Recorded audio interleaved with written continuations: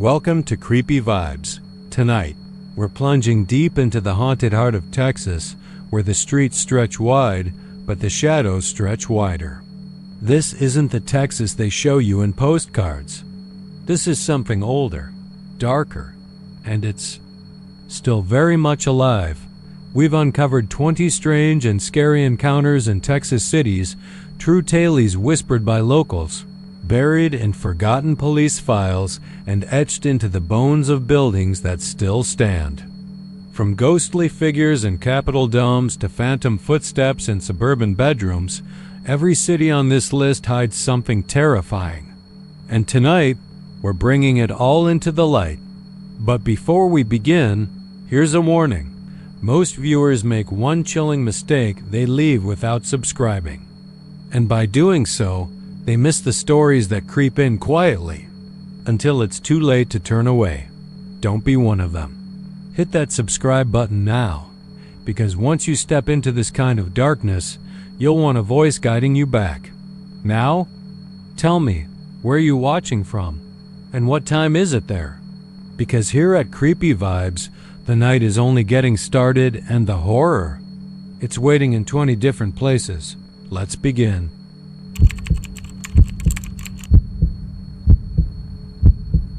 Most cities have a sound to them, a pulse. Austin, though it has an echo, it bounces off limestone walls, slips under bat bridges, and gets caught in the teeth of rusted fences behind old concert halls and record stores. But if you stand in the shadow of the Texas State Capitol at night, after the crowds are gone, after the party kids have spilled out of 6th Street like drunk ghosts, you'll hear something else. A knock. One knock. Always at 3:07 a.m., always from inside the rotunda. Boom. And always followed by death. No one talks about it during the day. They'll mention the dome's height, how it's taller than the U.S. Capitol, how it was made with pink granite from Marble Falls, how the Goddess of Liberty was replaced with a replica in the 80s. But they won't talk about the knocking. Not the locals, not the tour guides, not even the old cops who've seen more than they should have. Because the knock is a promise. It's a signal. It means someone downtown is going to die before the sun comes up. And they always do. Detective Alton Greber wasn't a believer. He was the kind of man who still used a flip phone and tucked in his shirts even on weekends. 47 years old, no wife, no hobbies.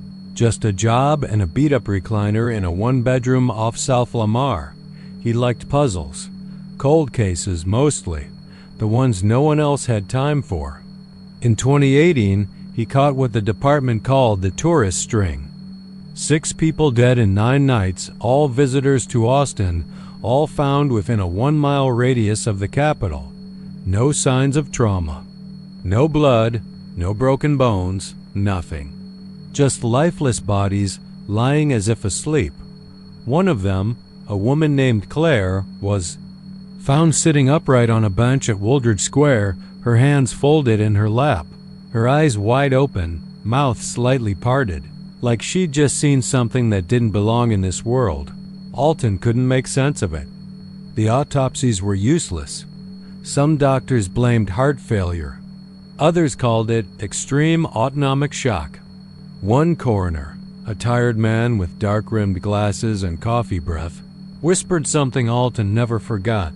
It's like their brains just gave up. One night, stuck in the office with a stale ham sandwich and 3 empty file folders, Alton heard it. The knock. It came from behind him, somewhere near the rotunda wall, deep within the guts of the building. He stood up, spilled his coffee, walked toward the sound. There was nothing there. Just granite, polished and cold under his fingers. No cracks, no doors, but he looked at his watch. 3:07 a.m. exactly. And the next morning, another body was found behind a locked bathroom stall at the Blanton Museum. A man in his 60s. Face twisted, not in pain, but in sheer disbelief. Alton went down the rabbit hole. Old newspaper records, Capitol maintenance logs, security footage. He found stories dating back to 1930 stories of janitors quitting after hearing a knock during the night shift. In the 40s, a night watchman named Julio Ramos put in for early retirement, citing psychological distress due to architectural anomalies and the deaths they lined up. Whenever there was a knock, someone died within a mile of the dome, no exceptions. Different ages, backgrounds, nationalities. No connection at all. Except the timing. He started sleeping in his office, watching the dome, placing voice recorders, cameras, motion sensors. Nothing picked up the sound, except for him. Every night, same time. One knock. Like a stone fist on a hollow wall. One evening, Alton asked an old archivist, Miss Della, a woman with bird-bone hands and cloudy eyes, what she knew. She didn't blink. He's still up there, she said. Who? Alton asked, though he already felt the answer in his bones. The man who laid the last stone. They sealed him in when they finished the dome, alive. He laughed, nervously. She didn single quotes T. according to Capitol folklore. When the dome was completed in 1888, one stone mason went missing. No body, no note. Just gone. His name was Jacob Ellison, a man known for working late, drinking early, and muttering things under his breath in languages no one else recognized. The rumor was he found something during construction, some chamber that shouldn't have been there. And whatever it was, it didn't let him leave. Alton pulled up old blueprints, compared them to the current structure. There was a 6-foot void and empty space near the dome's inner wall that didn't exist in modern schematics. No access, no hatch, just sealed granite. And every night, the knock came from there. One night, Alton brought a hammer and a small chisel. He stood under the rotunda at 2:58 a.m., staring up at the ornate ceiling, heart thudding like a drumbeat. At 3:06, the air shifted. Got cold, heavy, the kind of cold that makes your teeth ache. At 3:07, the knock came, but this time it wasn't. Once. It was twice. 2 deep, heavy knocks. Boom. And Alton whispered, "Who's there?" The next morning, Alton didn't show up for his shift. They found him slumped in his office chair. No visible injuries, but his brain was gone. Not splattered, not exploded, just gone. His skull was intact, but inside there was only thick gray sludge, like it had been stirred. The coroner sealed the report. The department wrote it off as an aneurysm, but the night staff knew better.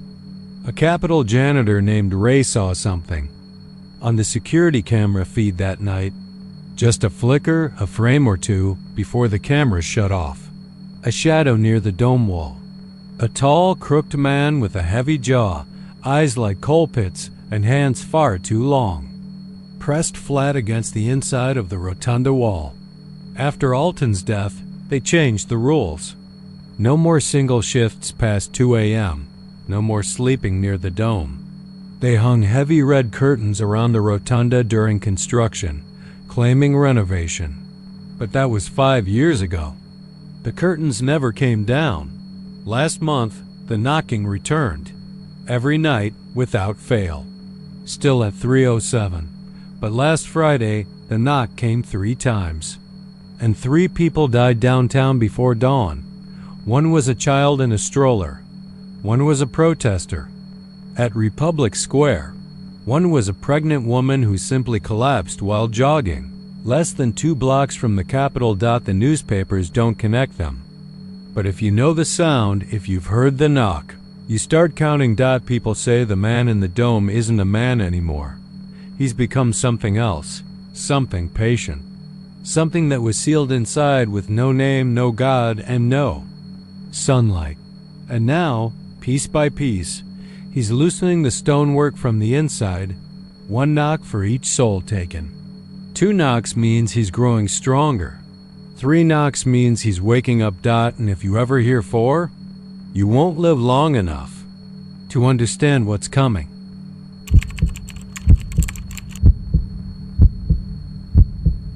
When Bobby Travers moved into the Leonora Arms, it was because he had no place else to go. The apartment wasn't in good shape. Hell, it wasn't even technically livable. Peeling paint curled from the corners of the ceiling like sunburned skin. The floor groaned like an old man getting out of bed, and there were roaches bold enough to walk across his boots while he sat on the toilet. But the price was right. The landlord, a man named Rivas who lived in the basement like a spider in its web, told Bobby with a crooked grin, "It's not the Ritz, but it's shelter, and she don't bite." Rivas lied. The building had been beautiful once. You could tell from the details, even through the decay. Crown molding, Art Deco light fixtures, wide windowsills, marble tile that had turned yellow with age, but you could still see the ghost of elegance underneath. They said it was built in 1929 and had survived hurricanes, blackouts, and the rise and fall of a dozen owners. But time had a way of rotting everything, even concrete and brick, and Leonora Arms had become a tomb for the forgotten. Montrose itself was gentrifying. You could get artisanal coffee 5 blocks down, and there was a boutique hotel where a strip club used to be, but Leonora Arms remained like a rotten tooth in a smiling mouth. Ignored, avoided, but stubbornly still there. The day Bobby moved in, Rivas handed him the keys and muttered, "Don't mind the sounds. This place talks sometimes. Old buildings do that." Bobby didn't ask what that meant. He was too tired. He just walked out of a 3-year relationship that ended with his girlfriend leaving him for a sculptor in Taos and taking the dog. His job at the bar was on its last leg too. New owners, new policies, younger bartenders with tighter shirts. He figured the crying started 2 weeks and at first. He thought it was a baby in the building. A soft gasping sob that seemed to flow through the pipes late at night. Always around 2 a.m., always fading. In and out like someone twisting a dial on an old radio. The strange thing was, Leonora Arms didn't have many tenants. Maybe 4 or 5 people scattered across 6 floors. He never saw a child. Never heard the daytime sounds that came with them. No toys, no laughter, no yelling. The sound came from the bathroom wall, just behind the cracked tile above the toilet. Bobby pressed his ear against it one night and nearly screamed. It was close, too close. The sobbing vibrated through the tile. You could feel it in your molars. He yanked his head back, heart pounding, and told himself he was tired. Overtired. Working too many shifts, not eating right. He went to Rivas the next morning. "There's someone crying in the pipes," Bobby said. Trying to keep his voice calmed out, Rivas just gave him a long look. Then he said, "You hear her already? She likes you." "Who?" Rivas didn't answer. Just pulled out a faded blue folder from behind his desk and flipped it open. Inside were old, brittle maintenance records. Rust-colored water stains had warped the paper, but the line drawings were still clear. One floor plan showed the plumbing lines through the building. Rivas tapped a pipe near the top left corner. This one was sealed in '98. Child drowned in the bathtub.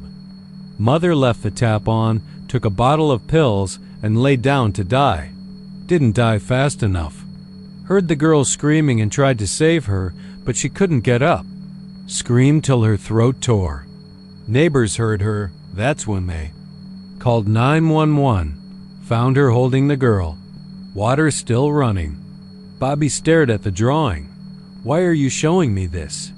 "Because that pipe, the one she died in, runs behind your bathroom wall." Bobby didn't sleep that night. At exactly 2:11 a.m., the crying started again. This time it was clearer, less like a baby, more like a young girl. He sat on the edge of his tub, holding a flashlight, and stared at the spot on the wall where the tile had hairline cracks. The sound wasn't just sobbing now. There were words. "Help me. I'm sorry. It's cold."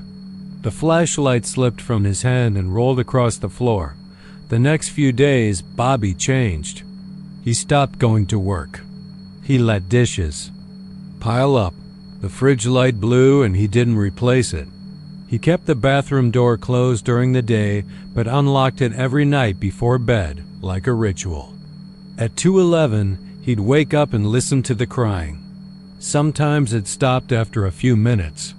Sometimes it went on until dawn. He couldn't explain why he felt drawn to it. There was something in the voice, raw, aching. It wasn't scary. Not. At first, it was sad. Then, the bleeding started. Tiny red droplets on the bathroom floor. Not fresh blood.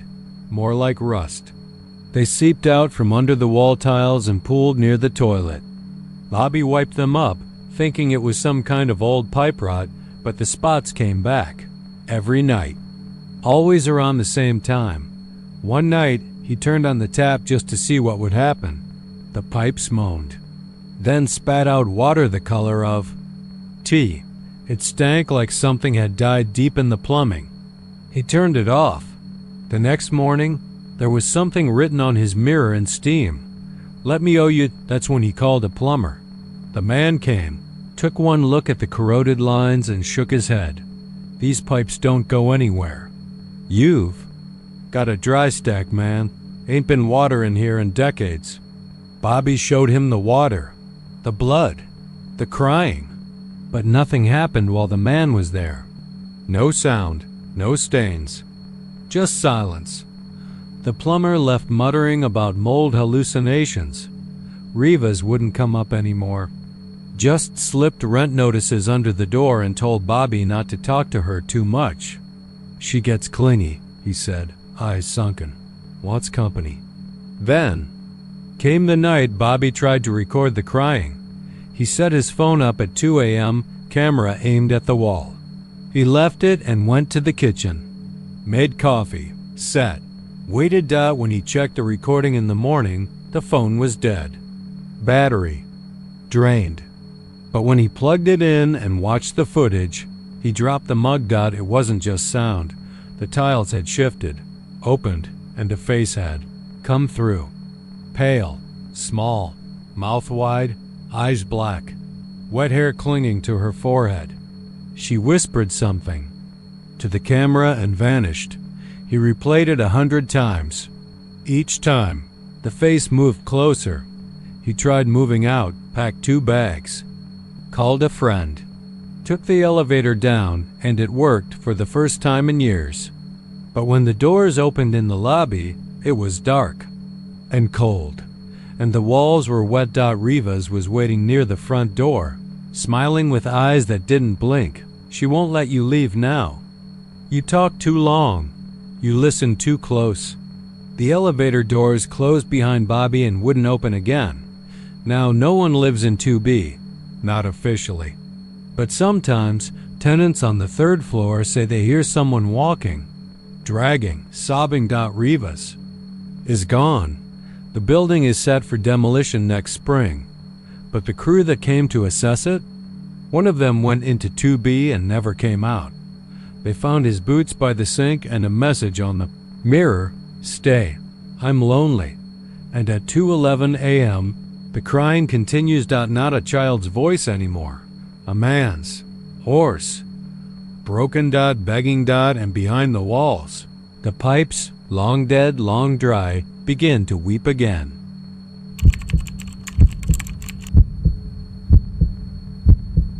They say you can't die from television, that it's just light and noise, just illusion. But on Elm Street in Dallas, the illusion kills. It started with Mr. Hobson. Nobody really noticed when it happened. He was 78 and lived alone, in a red brick duplex with ivy strangling the gutters. A Vietnam vet with bad knees and an addiction to scratch-offs. The kind of guy you nod at and keep walking. The city said it was a heart attack, natural causes. Except no one could explain why every electronic device in his house had melted from the inside out. No fire, just warped plastic and a stench like burnt teeth. 3 days later, it was Jenna Price, young, mid-20s, freelance web designer, lived in the condo above the antique shop. Her friends say she'd been having nightmares, real ones. Woke up screaming about faces in the snow, voices in her hair. Said she kept seeing something in the static of her Roku screen. Something that smiled when she blinked. She unplugged everything. Her laptop, her Alexa, even the microwave. But they say her iPad turned itself on at 12:01 a.m. and stayed lit until dawn, displaying a single frame of a video feed. A room with no walls, no floor, just faces, rows of them, staring out like pressed. Flowers and static dot. By the time Clay moved into the neighborhood, people didn't talk about it anymore. They just acted like things were normal. They waved, smiled a little too long, avoided mentioning the hour between 12 o'clock and 1 a.m. Clay was a songwriter. Not famous, not even local famous. Just a guy with a busted guitar and a failed marriage, who figured the cheap rent meant bad plumbing. Not bad omens. The apartment above the laundromat on Elm was cold and smelled like rust and mildew. But it was quiet. Clay liked quiet. He had a habit of leaving the TV on while he dozed. He didn't care what was playing. Just needed the flicker and murmur to drown out his thoughts. The first night, the screen turned snowy at midnight. Clay blinked, reached for the remote. A shadow moved across the static, slow, deliberate. Then a face. It wasn't a jump scare. It was something worse. It was real. Familiar in that awful, half-remembered way, like a dream you forgot but your body still feared. A man, mid-40s, lips cracked and bleeding, eyes sunken but locked on Clay's. Clay froze. The man's mouth moved. No sound came from the TV, but Clay heard the words, "You see me now." He unplugged the TV. The face lingered for a heartbeat before the screen died. Then silence. He didn't sleep that night. The next day, he asked his neighbor, Miss Keller, about the odd static. She was in her 50s, wore old perfume, and stared. "Too long. You shouldn't ask questions, Clay," she said without smiling.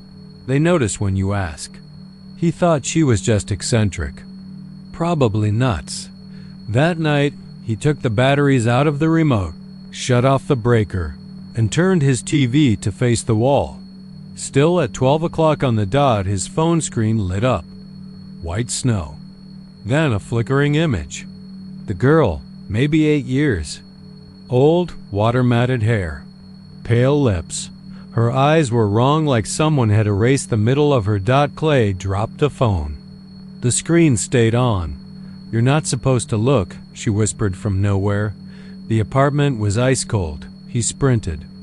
Outside, barefoot, shirtless, heart hammering. He expected the street to be dead, but the neighbors were all standing there. Every single one of them, silent, still, staring at their own houses, their own screens. Their eyes wide and unblinking. And that's when the static began to hum. Not from devices, from the air. Like the sky was a broken antenna and the whole city was picking up a frequency it was never supposed to hear. Back in his apartment, the TV still unplugged burst to life. The girl's face now closer. "You let them in," she said. Her smile cracked wide, revealing too many teeth. The walls pulsed like lungs. The floor vibrated. And then, from the corners of the screen, hands began to emerge. Not digital. Not tricks of light. Real. Twitching, clawing, peeling themselves out like birth in reverse. Clay screamed. No one heard. No one came. In the morning, his apartment was empty. The guitar lay snapped in half.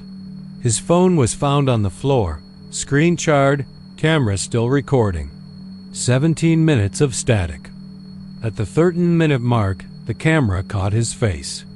Eyes rolled back, mouth agape, staring toward the closet. No signs of struggle. No prints, no body.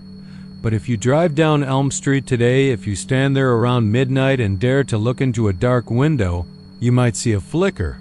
You might hear a whisper in the snow. And if you see a man with a cracked smile and a child clinging to his back, look away. Because once they know you're watching, once they see you seeing them, it's only a matter of time. After all, Dallas has always loved its broadcast. And now, so do they.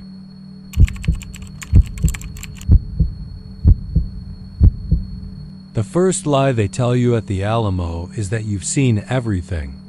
Tourists from Wisconsin, families from Lubbock, middle school field trips with name tags and clipboards, they all wander through the same scrubbed and spotlighted path.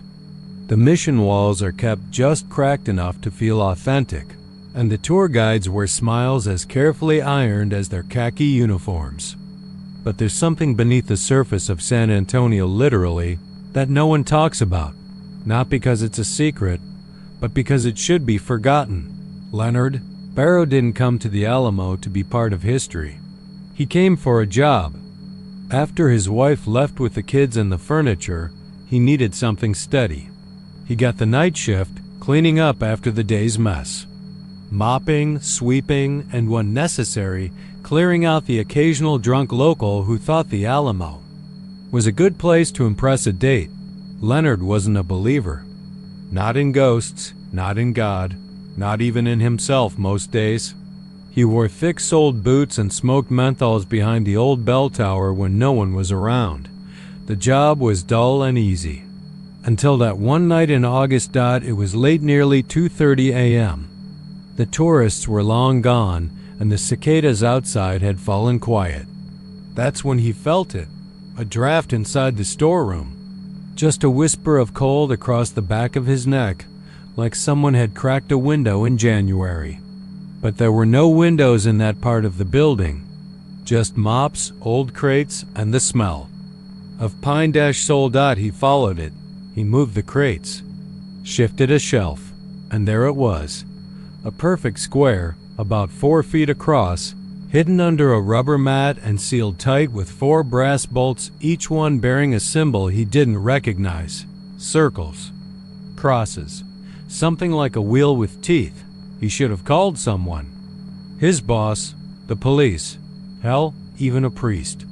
But he didn't. Curiosity isn't just dangerous. It's damn irresistible when your life feels like it's circling the drain. He fetched his crowbar, pried open the bolts one by one, and pulled. Trapdoor groaned, reluctant like something alive. Beneath it, a ladder disappeared into pitch black. He went down. The air changed with every step. By the time his boots touched the ground, the warmth of Texas was gone. In its place was a chill that belonged to deep places, abandoned mines, crypts, ancient wells. He turned on his flashlight. The beam danced along stone walls, but not the kind from the mission. These were older, the bricks cruder, made by hand. The corridor was narrow, forcing him to hunch. Water dripped somewhere unseen. The walls were damp and smelled like iron. The deeper he went, the more he felt it, that tight pull behind his eyes, like pressure building behind a dam. Then came the symbols, carved into the walls, hundreds of them, in spirals and clusters. Some looked like animals with too many legs. Others like letters written by someone dreaming of a language that never existed. Every time his light hit them, the shadows moved wrong. That's when he heard a drip. Then again. Louder. Slower. Drip. He rounded the corner and found it. A chamber round, about 20 feet across. The walls were blackened as if scorched. Bones were everywhere, not just scattered, stacked. Femurs and ribs laid out with architectural precision, forming a macabre lattice from floor to ceiling. And in the center stood a slab of stone. Carved into its surface was a symbol so intricate, so hideously symmetrical, it made his eyes water. On the slab was a body, or something pretending to be one. The uniform was that of a soldier, old, stained. Colonial blue, one boot gone. Fingers curled inward like dried roots. The skin looked petrified, but the chest moved. barely, up and down, slow as the tide, and then it opened its eyes, not like a person, not even like an animal. Too many pupils, concentric circles. No whites, no blink, just awareness, raw and predatory. Leonard couldn't scream, not because he was brave, but because something else spoke first. Not with sound, but in his head, a voice. Like rusted hinges and boiling tar, you are not the first. You will not be the last. The treaty is broken. The debt must be paid. The walls shook. From every tunnel, every crack, every tiny opening came the sound of boots. Hundreds of them, marching in rhythm. Getting closer, Leonard turned and ran. He didn't look back. The ladder was longer than he remembered. He climbed like the devil himself was behind him. When he slammed the trapdoor shut, it didn't want to stay closed. He had to sit on it, pressing his full weight down until the cold finally seeped away. He sealed it with duct tape and bleached jugs and whatever he could find. Then he left the Alamo. He walked until morning. Got picked up near the freeway, barefoot and shaking. Spent the next 6 months in a state hospital, mute and drawing circles on his walls with crayon. When he finally spoke again, it was to a nurse. He whispered, "The war never ended. They're still fighting. They're just ... waiting." Today, tourists still walk those halls. They take selfies near the cannons. They eat chili dogs in the courtyard. And they never notice the cold spot in the back of the storeroom. Not unless they stay a little too late. Not unless they hear the footsteps under their feet, getting closer, always closer. And not unless the second basement decides ... remembers them.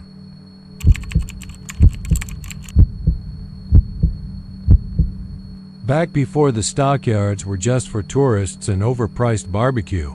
Before Fort Worth was a collection of glass towers and ghost towns made of old brick and good intentions, it was cattle country. Real cattle. Real cowboys. Real blood. The Chisholm Trail ran right through it, and the city grew fat on the backs of longhorns driven up from the Mexican border, up past the Rio Grande, through the dusty, sun-damned flatlands. Some say the earth remembers. Others say the dead don't. Like being forgotten, Warren McKinley didn't care for ghost stories. He was the kind of man who chewed coffee grounds when he ran out of instant, who slept with the fan on even in winter because silence made him itch. He'd been a guard, a wrangler, and once in his prime, a rodeo legend. Fort Worth knew his name. Back in '81, when he rode Black Spiral for a full 10 seconds, walked away with a busted collarbone and a belt buckle the size of a hubcap, but glory fades. Muscles sag. Breath shortens. The years slip away like moonlight on water. He took the night watch job at the Western Trails Heritage Plaza because he needed something to do besides wait for death. And for the first few months, it was good, quiet, predictable. The statue heard dozens of life-sized longhorns in bronze. Frozen mid-stride in a permanent stampede stood watch with him under yellow floodlights like loyal ghosts. He used to talk to them sometimes, but then came the heat wave. Late July, and the pavement steamed like it had a fever. The air shimmered with a chemical haze, and everything felt dry, brittle, like the whole city might snap if you stepped wrong. That's when the bells started. It was just past midnight. Warren was halfway through a lukewarm thermos of black coffee and a crumpled Louis L'Amour paperback when he heard the first jingle. Just a soft metallic tinkle, like a wind chime stirred by breath. But there was no wind, not that night. The air was still heavy, unmoving. He thought it might have been some prank kids tossing a bell over the fence, trying to mess with the old man. He stood up, cracked his back, and walked out into the plaza. The statues looked the same. The shadows were where they should be. But then he heard it again, this time louder, and it was coming from the far edge of the plaza, near the slope that led down to the old water feature dry now, choked with dead leaves and cigarette butts. That's where he saw her, a girl. Couldn't have been more than 12 or 13. Pale, barefoot, standing on the back of one of the bronze steers. Her dress was old-fashioned white, maybe once, but now stained the color of old teeth. She stood still, arms by her side, face hidden under a curtain of tangled black hair. "Hey," Warren called out, annoyed more than alarmed. "You're not supposed to be up there." She didn't move. He took a step closer, then another. The bell around the steer's neck jingled softly. Though the statue hadn't moved an inch, then the steer turned its head. It was slow, like watching rusted machinery grind into motion. Metal. Groaning. The eyes blank and polished glinted red in the plaza lights. And the girl turned too. She had no eyes. Just two cavernous pits, blacker than shadow, blacker than forgetting. Warren stumbled back, heart hammering in his chest like a jackrabbit in a sack. And then she opened her mouth. It wasn't a mouth. Not really. It stretched and twisted and peeled open like a tear in the fabric of things, and the sound that came. It wasn't a voice. It was bells. Hundreds of them. Maybe thousands. All ringing at once in a shrill, chaotic chorus that shot straight into Warren's skull. When he woke up, he was lying face down in the dirt beside the plaza fountain. The girl was gone. The statues were still again. His radio crackled with static, and his thermos was shattered at his feet. He didn't tell anyone, because who would believe him? An old man with liver spots and shaky hands, telling tales about statues that moved and ghost girls with mouths full of bells? But the bells kept coming. Every night, they followed him home. They echoed in his hallway, rang in his dreams, hummed behind the static on his old TV. He started seeing shapes in the corner's horn shadows, something large and slow moving just beyond the edge of the light. He began walking with a limp again, even though his knees hadn't hurt in years. His fridge magnets fell off one by one. Mirrors cracked without reason. One night, he didn't show up to work. They found his apartment empty. No sign of struggle. Just his boots on the porch, filled with black water, and the faint smell of burnt hay in the air. He wasn't the last. A janitor at City Hall disappeared next, then a valet downtown. Then a couple taking selfies with the Longhorn statues after. Dark, all gone. All of them last seen near the plaza. Now, folks say the phantom herd rides at night. Not on asphalt or dirt, but through parking lots, alleys, shopping malls. You can't always see them, but if you hear the bells, you know they're close. They're not hers anymore. That's what the stories say.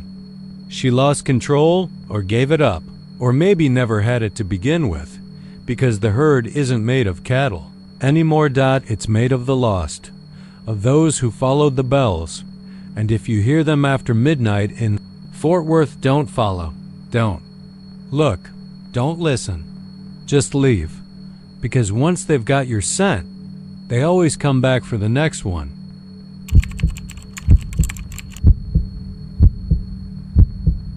They found Leo Canon's truck idling just past mile marker 52 on I-10 west of El Paso. Doors wide open, headlights on, and the cab empty. No blood, no signs of a struggle, no tracks in the dust. Just his half-drunk thermos still steaming. Man was gone, vanished like a whisper and a scream. Folks around El Paso still talk about it, mostly in murmurs and late-night hushed tones at truck stops. Because Leo wasn't the first to disappear on that stretch of highway, and he damn sure wasn't the last. Leo was a loner, not because he had to be, but because the world made more sense in his rearview mirror. He hauled drywall, PVC piping, sometimes livestock feed, anything to keep the wheels moving and the miles between him and his past stacked high like poker chips. He'd been driving since '98, knew every diner, every rest stop, every shortcut. Between Tucson and Dallas. But he didn't know about mile marker 52. Not really. It was the kind of spot no one paid attention to. No gas stations, no exits, no shoulder wide enough to pull off. A jagged rise of desert on either side, a thin spine of road that felt more like a scar. Leo had passed it 100 times, maybe more. But this time, he was running late, thanks to a busted radiator hose outside Deming. He'd patched it with duct tape and spit, filled up at a trucker's oasis that smelled like piss and diesel, and floored it, hoping to hit El Paso before dawn. It was 2:11 a.m. when his GPS blinked. Not the usual freeze, not the spinning wheel of death. Just blinked off. When it came back, the road was gone, not the map. The road. The screen showed blue sky and tan desert, no lines. No route, just a pulsing dot where Leo should be, sitting. In the middle of nowhere, going nowhere fast. He glanced around. 1 to 10 stretched ahead, dark and lonely. He was still on the road, still moving. He hit the side of the GPS with his palm, like that would help, and cursed under his breath. Then the CB crackled static, faint at first, then building like a storm rolling in. The voice came through at 2:14. Just one word. Stop. He thought it was a prank. Some punk playing games with a bootleg rig. He reached for the dial, about to shut it off, when the headlights showed up. At first, he thought they were deer. That weird desert mirage lights floating above the sand. But no. These were headlights, 2x2, bright and old-fashioned. Not LED, not halogen. More like something from the 60s, yellow and wide, flickering like candles in a breeze. They weren't on the road. They were off to the side, in the dirt, in the air, just hanging there, 10 feet up. No cars, no engines, just lights. Then the Peterbilt shuddered. No warning, just a jolt like it had hit a pothole the size of a grave.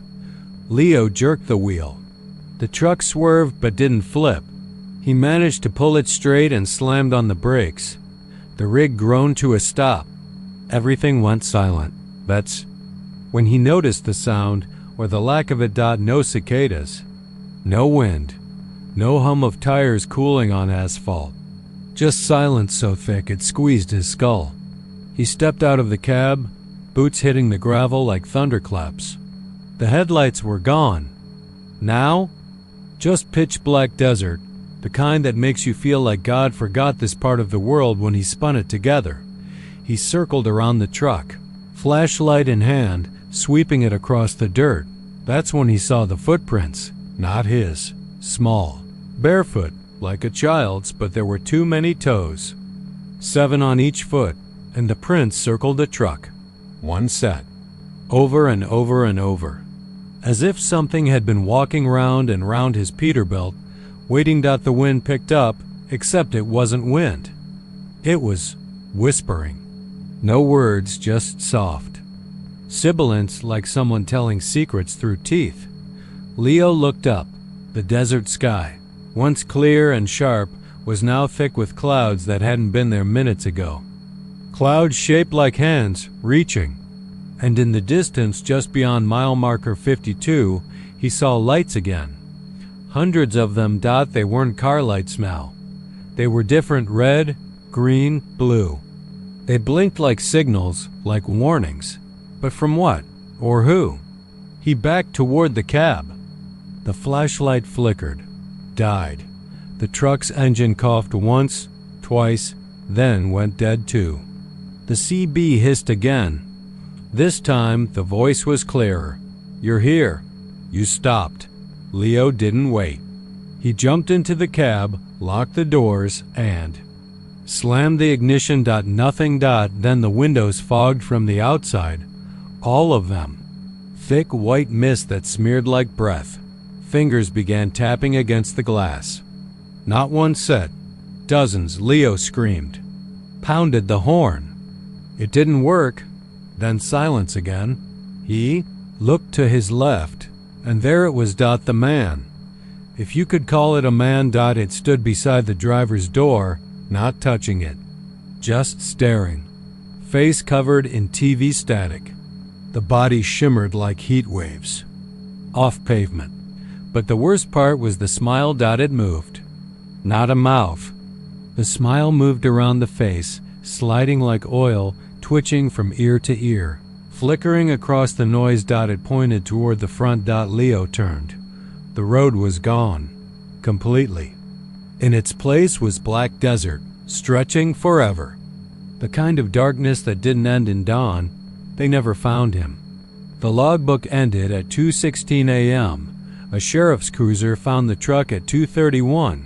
Lights on, engine cold, GPS fried. They searched 10 square miles, brought in dogs, drones, heat-seekers. Nothing. All that remained were those weird prints, 7 toes each, encircling the truck, burned into the dirt like brand marks. Now, truckers who know the stories, real truckers, not the greenhorns, say they don't drive past mile marker 52 after 2 a.m., not anymore. They say if you do, your radio might pick up whispers, your GPS might vanish, and the headlights, those wrong, floating headlights, might show up, drifting through the desert. If they do, don't stop, because the road doesn't end at El Paso. It ends in something much, much older. Something that was here before the first wheel, before the first road, before the first man.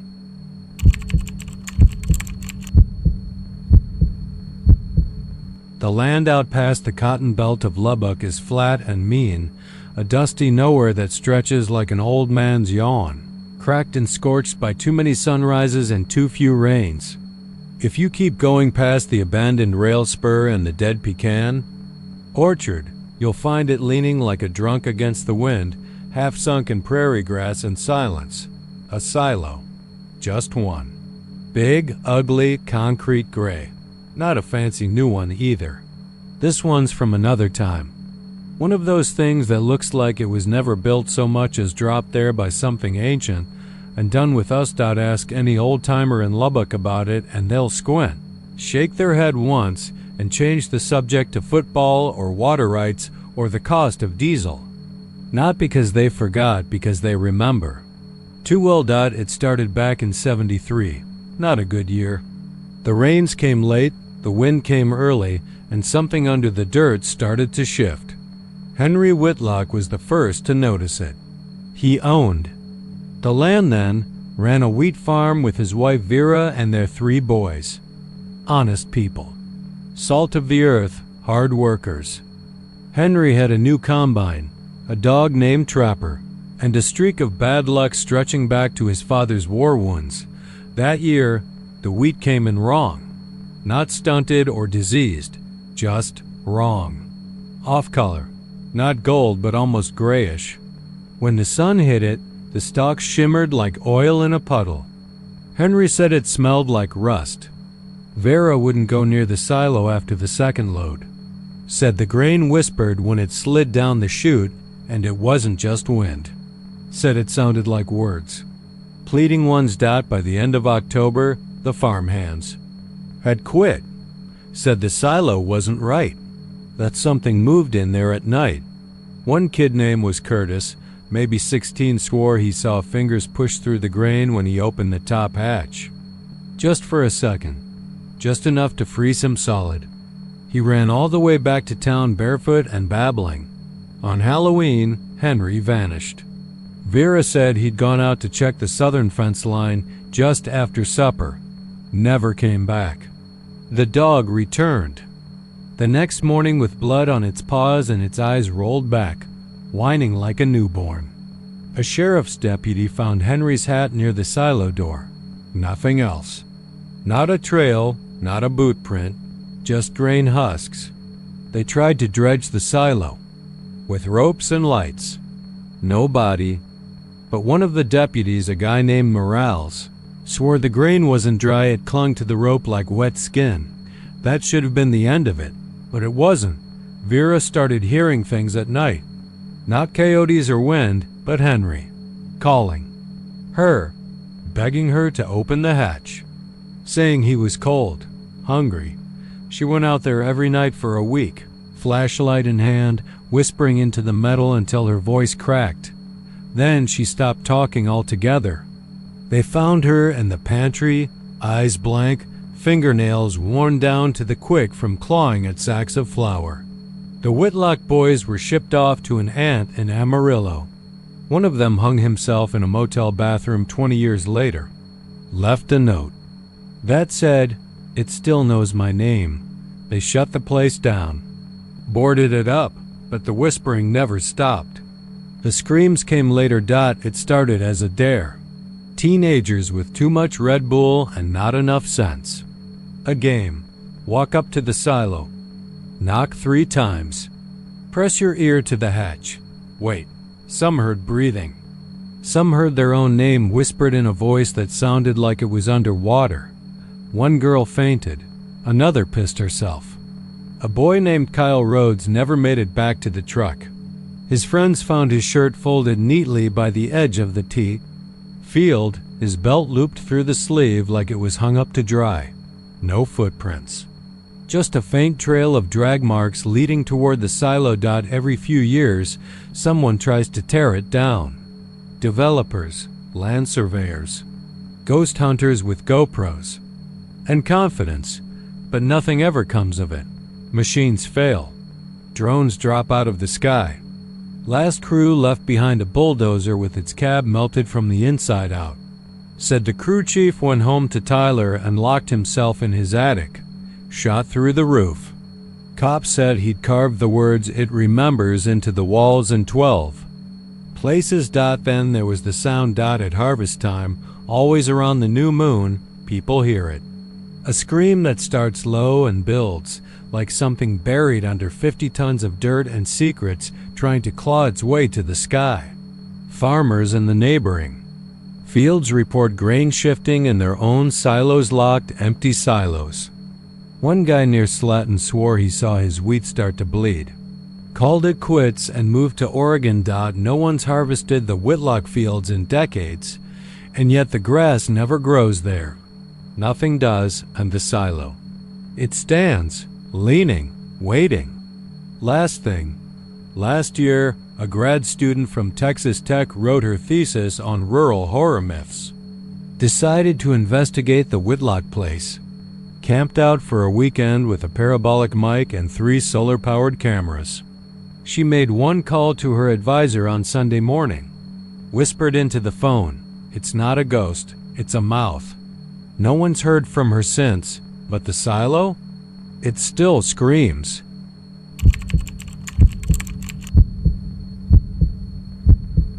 The first time Sam McClendon heard about the revival tent, he was 7 years old. Curled up in the back of his grandma's, screened-in porch with a melted grape popsicle running down his arm and the cicadas screaming like broken violins in the heat. It was the summer of 1984, and the air had a bite to it. Not cold, not stormy, but wrong, like something spoiled under your bed that you couldn't find. Grandma May had the radio turned off, which meant she was about to tell a story. She only ever did that when something in the air told her to. "Listen close, Sammy," she said, her voice thin as worn cloth, "because I'm only telling you once. You know about the dust, don't you?" He nodded. Everyone in Waco knew. About the dust. It came every summer, late July, turning the sky brown and thick. Made the cattle restless.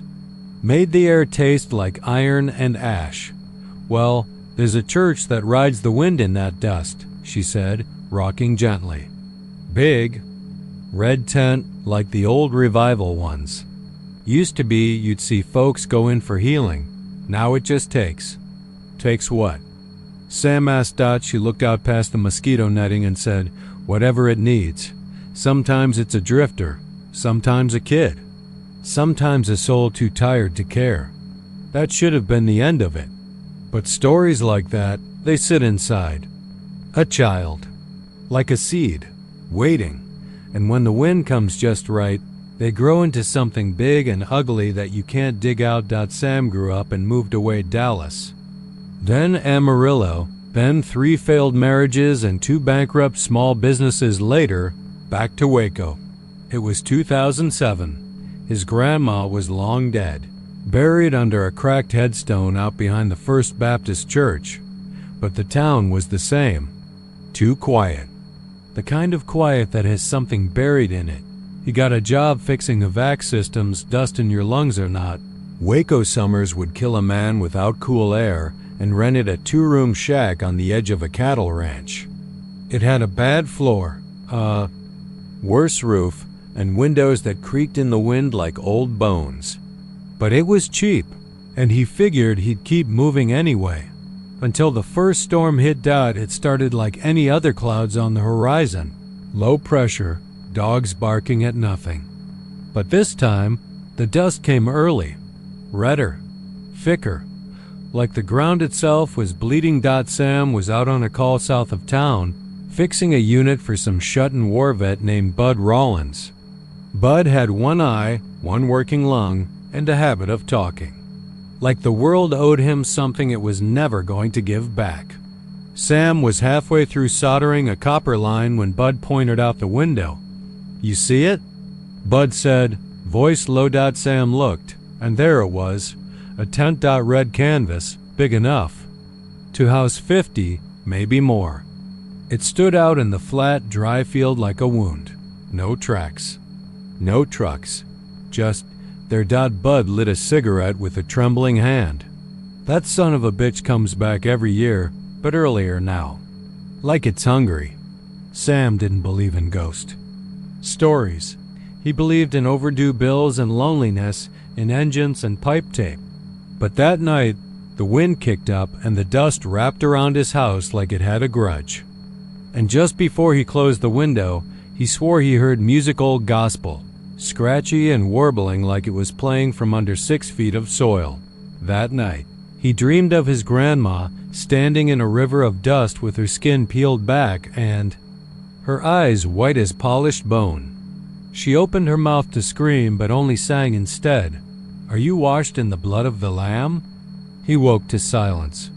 And then the knocked out 1 slow, deliberate knock on his front door. He didn't answer it. The next morning the news broke. Bud Rollins was gone. No signs of forced entry. No struggle. Just his wheelchair sitting in the center of his living room and the front door open. Windblown dirt on the welcome mat like footprints leading out. People talked, of course, but only behind closed doors, in whispers. The city folks blamed it. On coyotes, heat stroke, maybe a break-in. But the ones who'd lived in Waco long enough, the ones who remembered the boy in 58, or the girl in 72 who walked into the tent and never came out, they just started carrying rosaries again. Tacking up crosses. Staying inside at sundown. Sam couldn't stop thinking about it. Every night he saw the tent, felt the heat through the sheets, smelled the dust. It wasn't normal dust, not like the kind that clings to your boots. It had weight to it like ash and grave dirt and secrets. And it clung to his lungs. One night, he drove out there. He told himself he just wanted to see it again, up close. Maybe tear it down, prove it was some sick prank. But the tent wasn't made of fabric. Not really. Up close, the red looked like flesh, tanned and stretched tight. The seams pulsed. There were handprints in the dust around it, some small, some too big to be human. And the flap hung, open like a mouth waiting to swallow. He took 1 step forward, and someone called his name. It was his grandma's voice. He ran. Didn't stop until he was back in town. Panting, dust in his teeth, throat raw from screaming. But no one saw anything. No one heard the music. Just him. Like it had singled him out. The tent vanished the next morning, but something stayed. His reflection started doing things his body didn't, blinking when he didn't, moving a fraction too. Late, he started waking up with dust under his fingernails, even when he hadn't been outside. And every now and then, he heard music from the drains. By the time the next July came, he'd stopped fighting it. He didn't lock his doors. He didn't draw the blinds. And when the storm rolled in hot and loud and heavy, he walked out. Into the dust like a man coming home. They never found him. Only a shoe. Upright in a field, and footprints leading towards something that wasn't there anymore. But it always comes back. Always.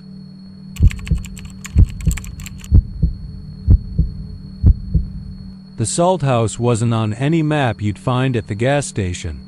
You wouldn't spot it from the boardwalk, and even if you lived on the island your whole life, it might slip from your memory like a dream you almost remembered. But it was always there, just past where Seawall Boulevard turned to broken shells and silence. Past the abandoned pier that smelled like fish rot and diesel.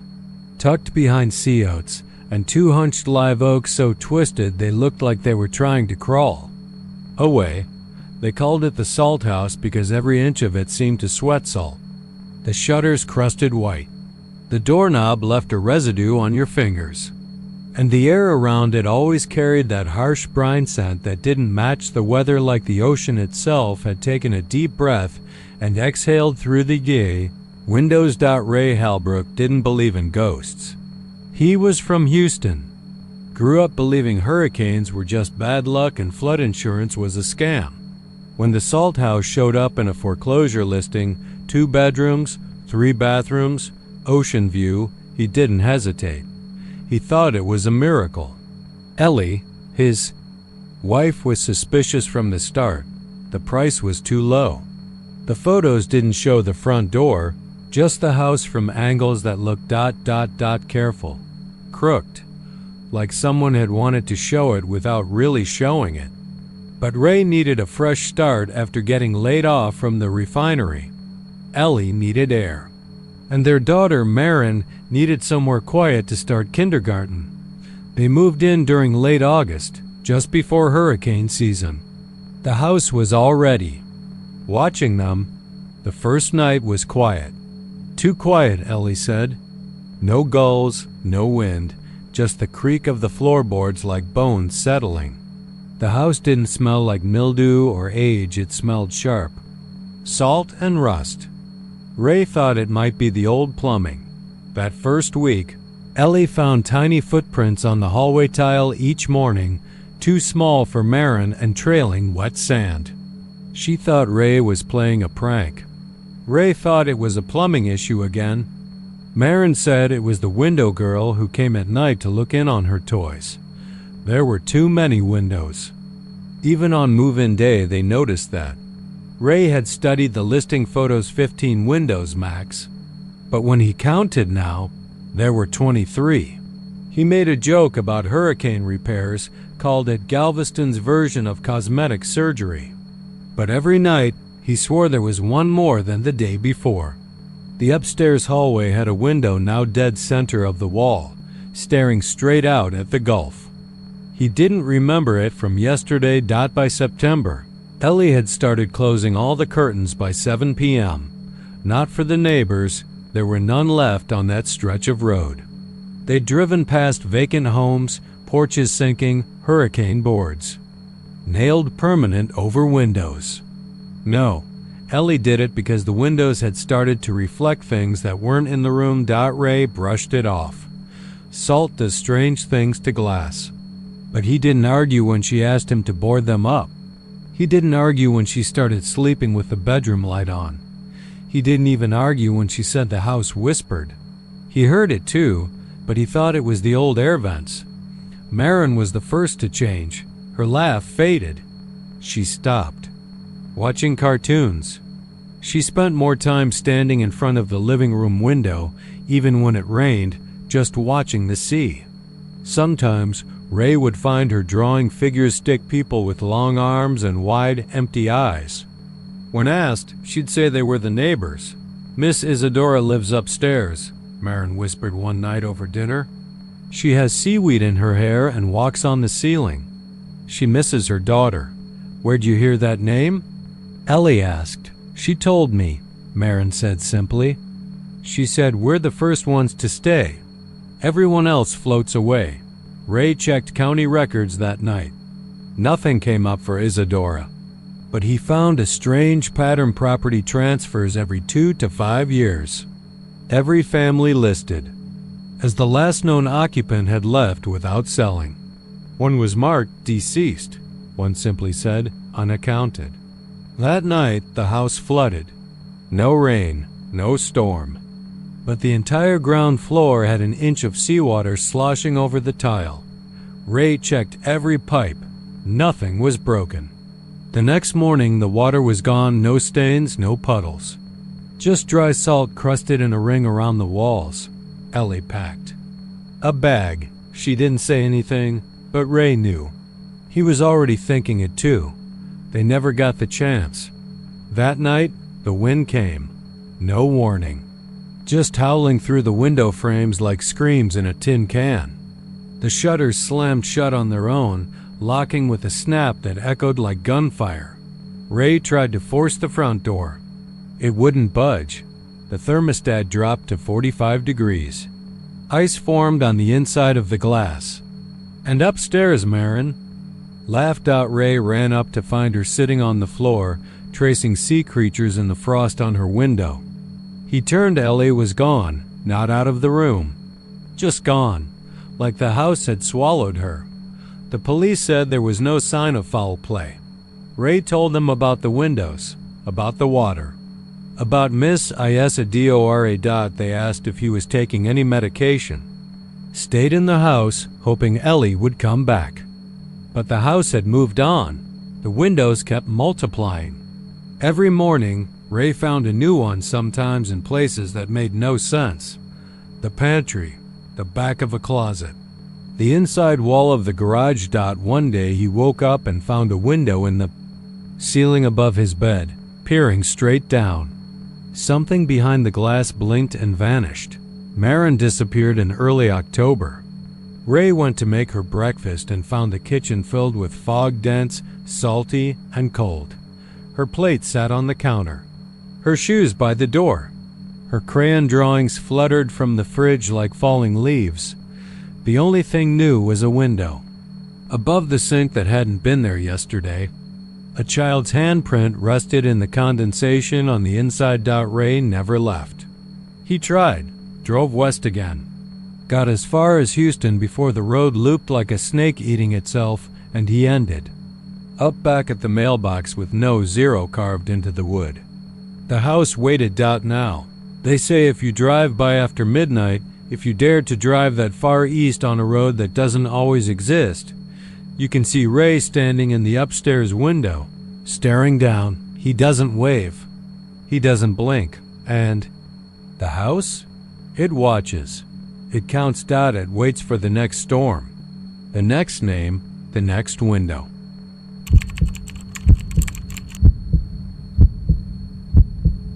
Angela Mendez had never been to Corpus Christi before. A woman of measured habits and quiet loneliness, she preferred inland places where the wind didn't smell like salt and sadness. But a funeral pulled her there, some distant cousin she barely remembered, an obligation more than grief. She thought maybe the ocean would clear her head. She booked 3 nights at the Ocean Crest Hotel. It was cheap, not quite a dump, but you wouldn't brag about it either. 70s era concrete, the color of old bones, clung to the coast like a barnacle. It had seen better years before hurricanes chewed at its foundations and vandals scarred the lobby walls. But the sign still blinked on and off at night, proud. In a tired kind of way. Ocean Crest, vacancy. At the front desk, the clerk, a thin young man with tired eyes and a badge that said Andy, didn't meet her gaze. When she asked for a quiet room with a view of the water, he tapped on the keyboard for a few seconds longer than necessary, then handed over a keycard. "Room 405, he said. "Elevators to your left." He didn't smile. Angela noticed. The elevator rattled on the way up. It groaned between floors like something being fed through the digestive tract of a giant. When the doors opened, the hallway stretched long and dim, carpet stiff under her shoes, lights buzzing overhead. Room 405 was at the end, next to the fire exit. The card slid through the lock, and the door clicked open. The room was simple. Queen bed, TV, mini fridge humming quietly. But the mirror was wrong. It stood between the dresser and the wall like it had been lowered there by mistake, or by force. Ornate, tall, with a gold-painted frame that curled like vines. Too elegant for a budget hotel. The wood was cracked in places, the paint flaking, but the glass was spotless and strangely vibrant. It caught the light wrong. Too bright when the lamps were on, too dark when they were off. Angela stared into it for a moment, frowning. Her reflection stared back. Nothing unusual. Just a tired woman with eyes slightly too red and lips pressed too tight. She sighed, dropped her bag, and sat on the bed. Her body sank into the mattress like it had been waiting for her. And then, without planning to, she lay back and closed her eyes. When she woke, it was 3:13 a.m. The TV was on, hissing with static, volume turned low. A soft blue light filled the room like moonlight underwater. Angela sat up slowly, unsure why she'd woken at all. The mirror was glowing. Not literally, but catching the TV's glow and stretching it like gauze across the floor. Her reflection was visible in the screen's flicker, but it was off. Her head tilted left. The reflection tilted right. Her eyes widened. The reflection blinked, slowly, and smiled. Angela scrambled to her feet. She blinked once, hard. The reflection reset, normal again. Or seemed to be. But something lingered, a delay between her motions and the mirror's response. Half a second, maybe. A half second of terror. She approached it slowly. Inches away. She could see every detail of her face, every wrinkle, every pore. But behind her reflection in the mirrored version of the room, the curtains moved, slowly, whispering. But the actual curtains behind her stayed still. She turned fast. Nothing. Back to the mirror, and then faces. 5 of them. Maybe 6. Pressed. Behind the glass like old photographs trying to come alive. Pale and desperate. One woman's mouth was open too wide, as if she'd screamed for so long the shape had frozen. A man whose eyes had been stitched shut with fine black thread. A child, weeping blood that pooled on the floor of the mirror room and didn't drip. Angela fell back. Her breath stuttered in her throat. She ran to the door and yanked. Locked. Deadbolt jammed. Her phone had no service. Landline to the front desk spat static. When she turned around again, the mirror showed just her face. But it wasn't hers anymore. Her own reflection now had eyes too large, lips too thin. She mouthed something. Don't sleep, Angela. Backed into the bathroom. There was another mirror above the sink, smaller, cracked across the bottom corner. She looked into it. Her reflection was gone. Just a blank space where her body should be. She heard something. In the bedroom. The mirror creaked. Wood groaning, glass shifting. She stood in the bathroom doorway and saw the surface of the mirror rippling, like someone was pressing from behind. A hand came through first. Pale, wet, fingers spread wide. Then an arm, shoulder, a mouth gasping. Like a fish yanked from water. Angela screamed. She threw a lamp. It shattered, the bulb bursting in a flash. The figure in the mirror sucked back like water pulled down a drain, and just like that, it was a normal mirror again. She sat in the corner of the room until dawn, knees to her chest, staring at the thing. It didn't move again. At 7 a.m., she opened the door. It wasn't locked anymore. She walked past the front desk without speaking, shaking, eyes bloodshot. Andy looked up but didn't ask. He just nodded. Behind him, a black and white photo hung in a frame. It showed the hotel in 1971, a fire truck out front, smoke curling from a 4th-floor window. Room 405. That night, the room was clean. No bags, no ID. No record Angela had ever stayed. Just a faint handprint on the mirror's surface. And when the cleaner paused for a second and glanced at it, there were 7 faces now, and one of them was still trying to scream.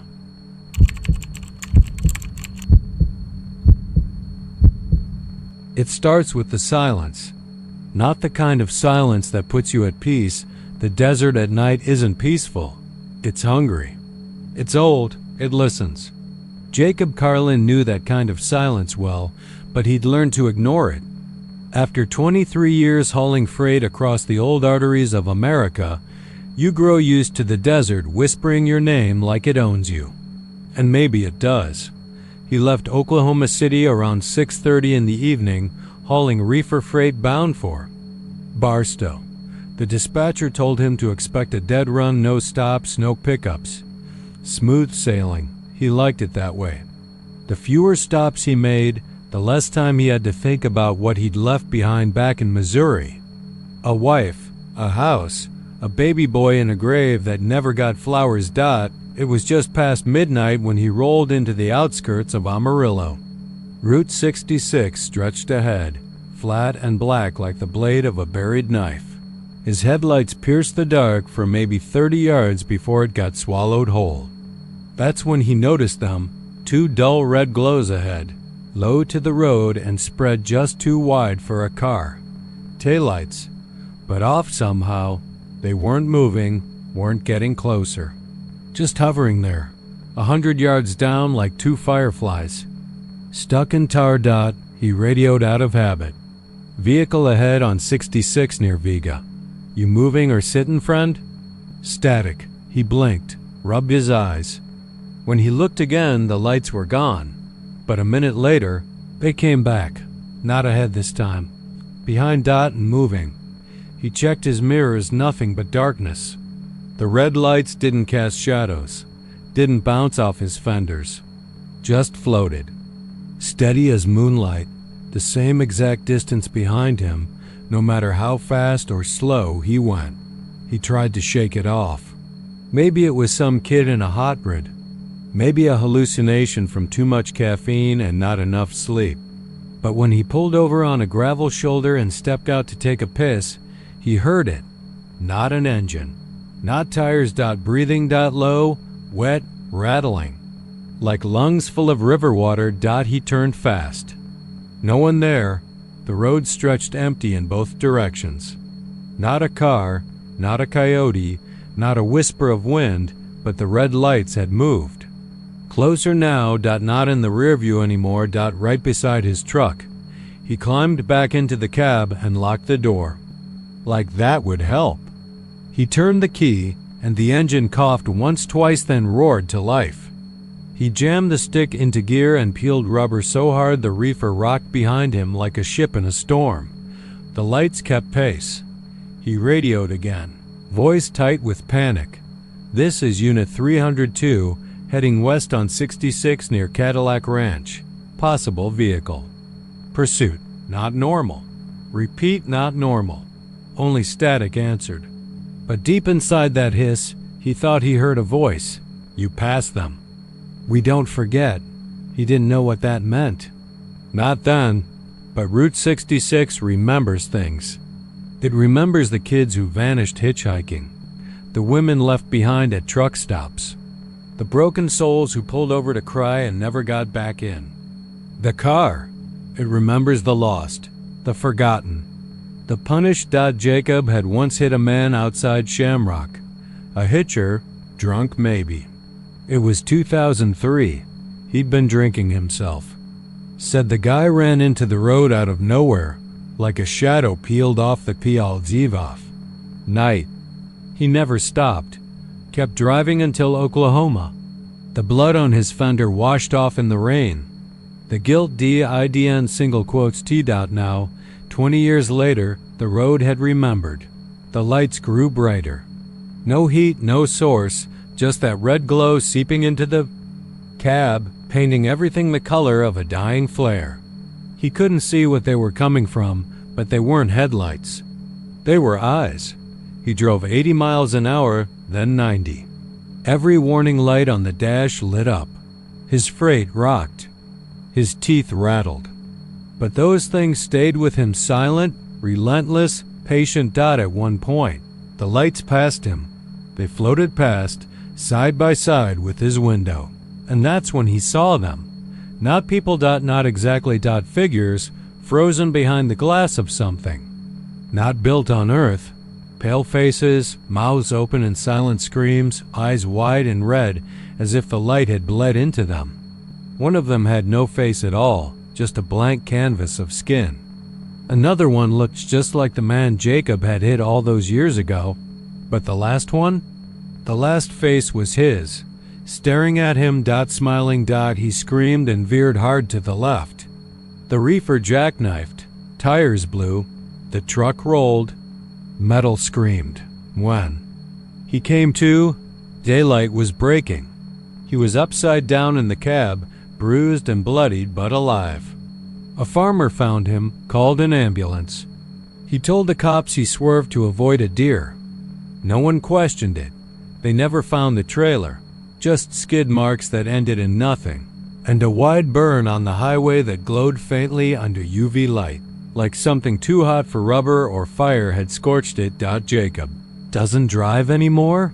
He lives in a camper behind a gas station in Tucumcari. Drinks too much, talks too little.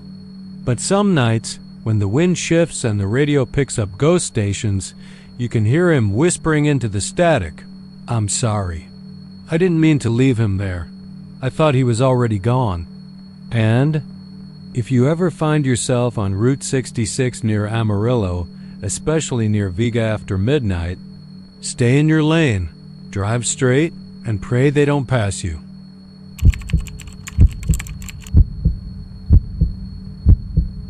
Beaumont had changed since the mill closed in '89. The jobs dried up first, then the buses stopped running. By the early 2000s, folks said the city had a soft rot to it.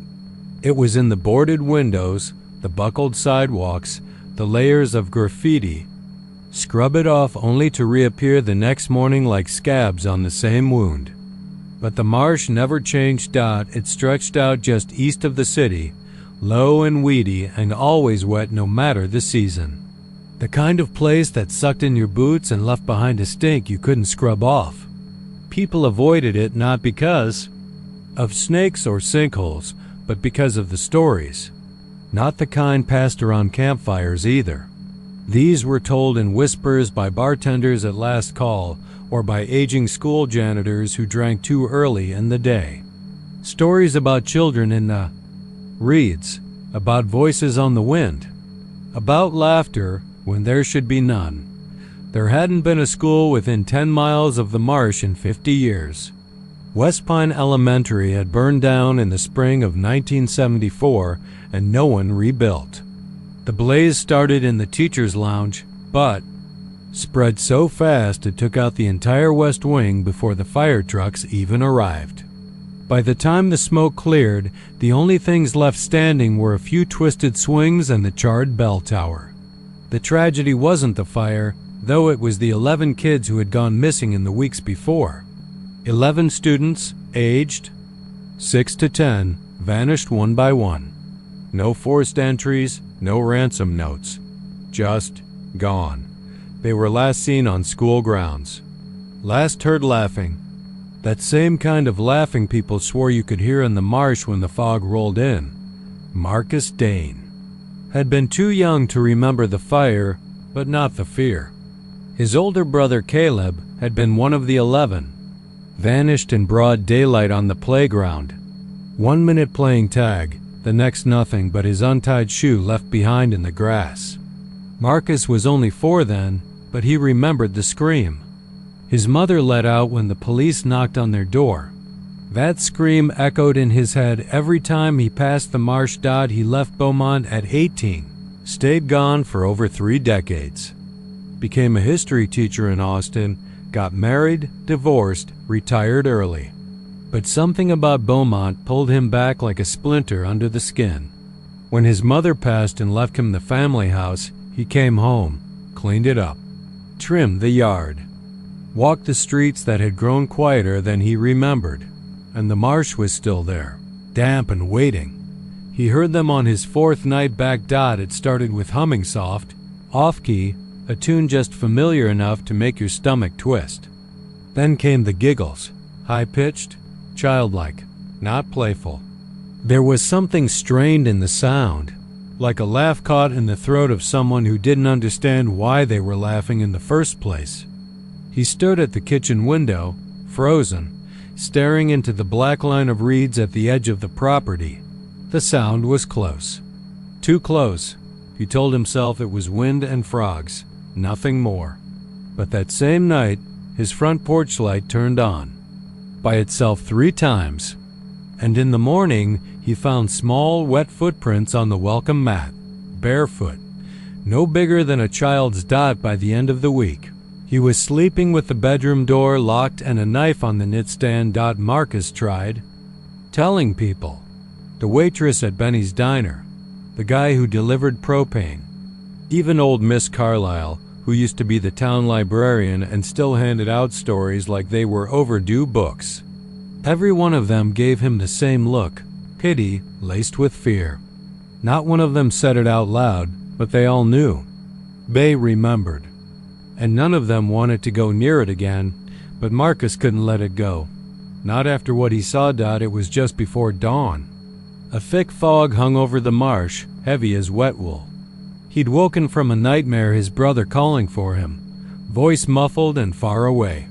Marcus stepped outside, barefoot on the cold wood of the porch, and saw something moving in the reeds. It wasn't big.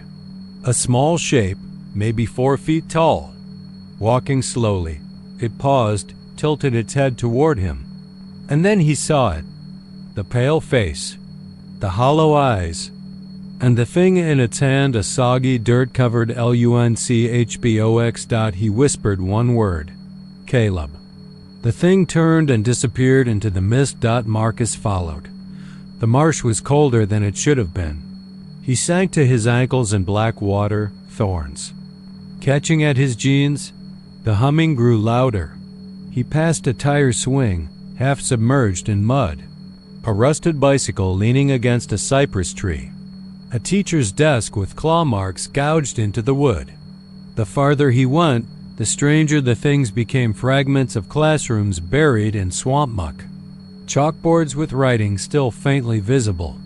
A child's backpack dangling from a branch like a corpse from a noose. He found the clearing near dawn. It shouldn't have been there. A dry patch in the middle of the marsh, ringed by cattails. In the center, the skeleton of a schoolyard. Monkey bars, teeter-totters, a merry-go-round rusted to hell. And children, at least a dozen of them, some sitting, some standing, all turned away from him, facing the play equipment. Their clothes didn't match. Some wore denim overalls from the 70s, others bright t-shirts stained with something dark and crusted. But all of them were wet, dripping as if they'd been pulled from the bottom of the swamp. Marcus stepped into the clearing. The air was thick and wrong. The children turned. Their faces were smooth and featureless at first, like wax masks in the heat, but as he looked, they changed, shifted, grew eyes, noses, mouths, and one by one, he saw them clearly. His brother, the girl with pigtails from the missing posters, the boy who used to ride the bus, with him. Each one of them staring, silent. And then they began to hum. Marcus screamed. He turned to run, but the reeds had moved, closed in, trapped him. The air thickened. His skin froze. And the last thing he heard before everything went black was the shrill ring of a school bell. They found his body a week later, or what was left of it, kneeling at the edge of the marsh, eyes wide open, lips blue, fingers clutched around an old, cracked lunchbox. Inside it, a single photo, 11 children, 1 teacher, and Marcus, all standing in front of West Pine Elementary, smiling. There hadn't been a school nearby for 50 years, but every now and then, just after sundown, the reeds sway when there's no wind. And if you listen closely, You'll hear them, laughing, humming, calling your name.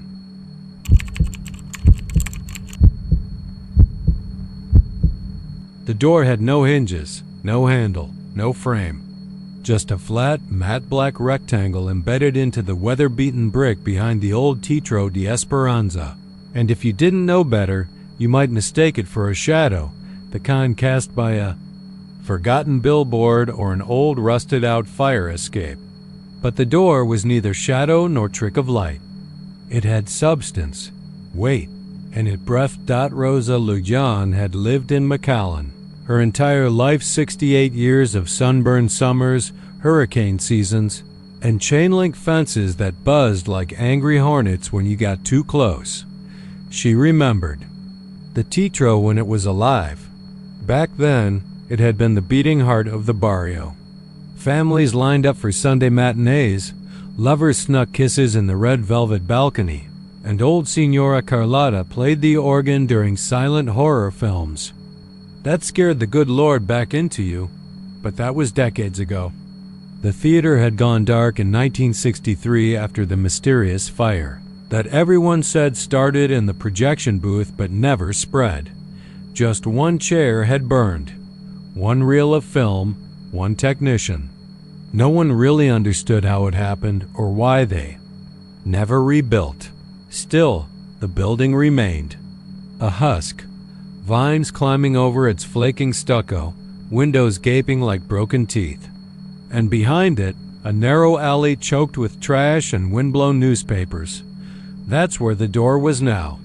Rosa swore. It hadn't been there a year ago, or even 6 months. It showed up the same week young Angel Martinez disappeared. Angel had always been a good boy. Rosa remembered him from catechism, quiet, polite, not the type to run off or cause trouble. But something changed that spring. He stopped showing up at school. Neighbors saw him wandering the streets after midnight, barefoot and muttering. One woman claimed he tried to sell her a birdcage filled with black feathers and ash. Then he was gone. The cops found his bicycle leaned neatly against the back of the theater.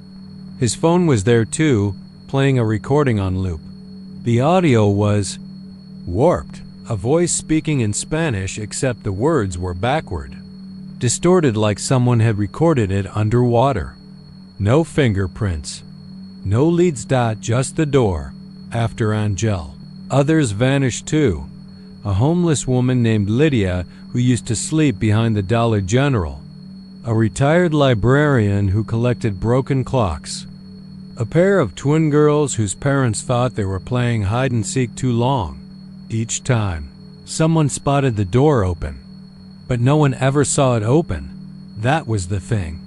You turned your back for a second, just long enough to light a cigarette or sneeze, and when you turned around, the door was open. Not ajar, not swinging, just open, and it was black inside.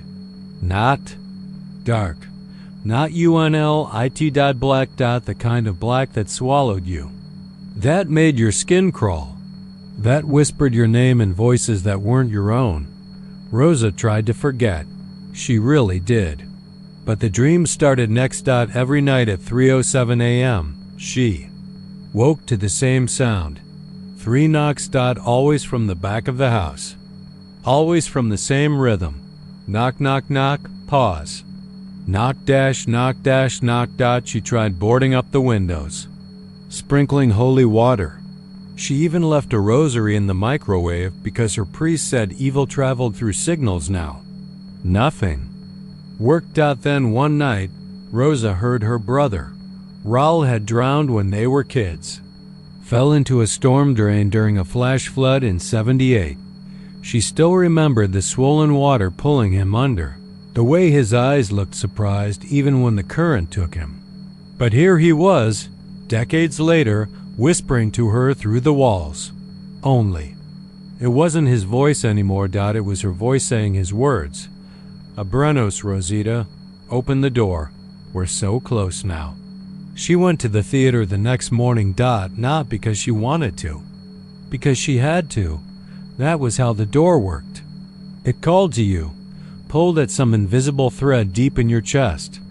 You couldn't resist it for long. Not if it wanted you. The alley smelled like sulfur and roses. The air was too still. Too quiet.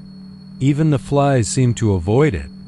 The door stood there, smooth and cold, with a symbol etched above it, an old Nahua glyph Rosa didn't recognize but felt in her bones. Something ancient, something buried before memory. She brought a tape recorder, a notebook. Her grandmother's cross dot. She knocked, once, twice, 3 times. The door opened. She recorded what she saw, what she heard. But the audio, when her niece played it back later, made no sense. It was Rosa's voice, yes, but backwards, garbled. At times screaming, at times weeping. And once it laughed. Long, slow, like something wearing Rosa's voice was laughing. Her body was never found, but her tape recorder turned up in someone's mailbox, 6 streets away. No fingerprints, no postage, just the smell of scorched sage and something rotten beneath it. And the door? Still there. Sometimes it's gone for weeks. Then one morning it's back again, darker than before, the edges sharp, the alley colder. Teenagers post videos on TikTok claiming they touched it and had nightmares for days. One girl says her reflection smiled at her 5 seconds too late. The city won't talk about it, won't tear down the theater. They say it's a landmark, a piece of history. But the locals know better. No one touches the black door. Not anymore. They cross the street, mutter a prayer, and listen carefully.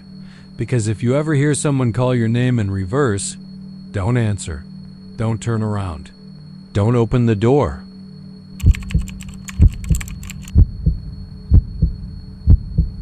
There were always homes that seemed too good to be true.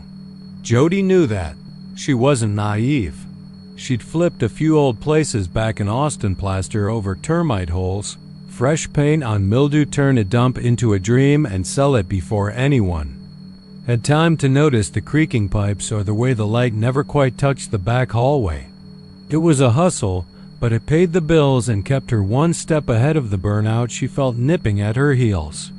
Tyler, Texas, was supposed to be her pause, her rest stop. The house on Willow Bend was big, too big for one woman, but the listing caught her eye. 3-bedroom Victorian. Original floors. Needs love. $45,000. It had sat vacant for over a decade, the listing agent said, but the bones were good. The neighbors were quiet. No disclosures other than the usual. Old wiring, old roof, old ghosts. Jody laughed at that last part, just a realtor's joke. She signed the papers in March and moved in with a few boxes, a toolbox and her Bluetooth speaker. But the house had its own music. It started the first night. She was stripping wallpaper in the hallway when she heard it, faint like something underwater. A woman's voice singing in a warbling alto through what sounded like vinyl static. Jody paused, looked at her phone. Nothing playing. The speaker was off. She walked toward the sound, slow and cautious, wondering if it was coming from outside. It WASN single quotes T. The music came from the walls. More precisely, from a spot above the living room fireplace, a solid section of wall with no outlet, no fixture. Just old, off-white plaster with a tiny spider crack running down its face. She pressed her ear to it. The static got louder. Then came the melody. I Walk the Line by Johnny Cash. She stepped back. Weird, she whispered. She looked around, half expecting someone to jump out and yell gotcha. But she was alone. The music faded away within a minute, and Jody told herself it was probably a neighbor's radio bleeding through. Old houses had thin walls. She let it go, but it happened again the next night. Different song, Heartbreak Hotel, same grainy tone, same eerie distance like it was playing from another world. By the end of the week, she had a list written in a notebook she normally reserved for measurements and paint samples. Night 1. Johnny Cash, I Walk the Line, 1956. Night 2. Elvis Presley, Heartbreak Hotel, 1956. Night 3. Frankie Lemon, Why Do Fools Fall in Love, 1956. Night 4. The Platters, My Prayer, 1956. She didn't make the connection until Night 5. When she Googled famous people who died in 1956, turns out there'd been a bus crash, 12 high schoolers killed coming back from a state choir competition in Tyler. The accident had happened 3 miles from her new house. She found a black and white yearbook photo in a news archive. One of the girls in the front row looked an awful lot like the singer she'd heard on Night 3. It chilled her. But it didn't scare her. Not yet. She rationalized. Maybe the house had an old wiring system connected to a buried antenna. Maybe a neighbor was relaying vintage broadcasts through some ham radio contraption. She was a woman of logic, tools, sandpaper, contracts. Ghosts were for TV. Then came Night 9. She was brushing her teeth, trying not to stare at the ancient mirror that seemed permanently fogged in the corners when the sound started again, louder than ever before. Not from the fireplace this time, from the bathroom vent. It played Bittersweet Symphony. The Verve, 1997. Jody dropped her toothbrush. That was the song. The one playing in the car the night her brother died. He'd borrowed her CD. She never told anyone what song had been on. Not the cops, not their parents.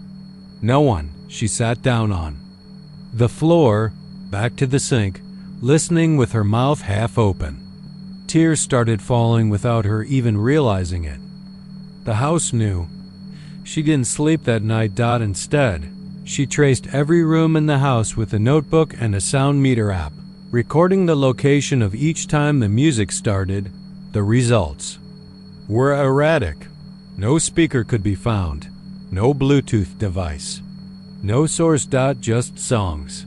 Always different. Always from a past year. Always connected to someone's death. The night it played her attempted suicide song, Midnight City, 2011, she panicked. She hadn't told a soul about that either. Not even in therapy.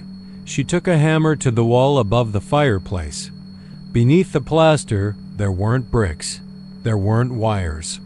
There was a cavity hollow with layers of old fabric, pages from a hymn book, and behind all that a radio, an antique GE model from the 1940s.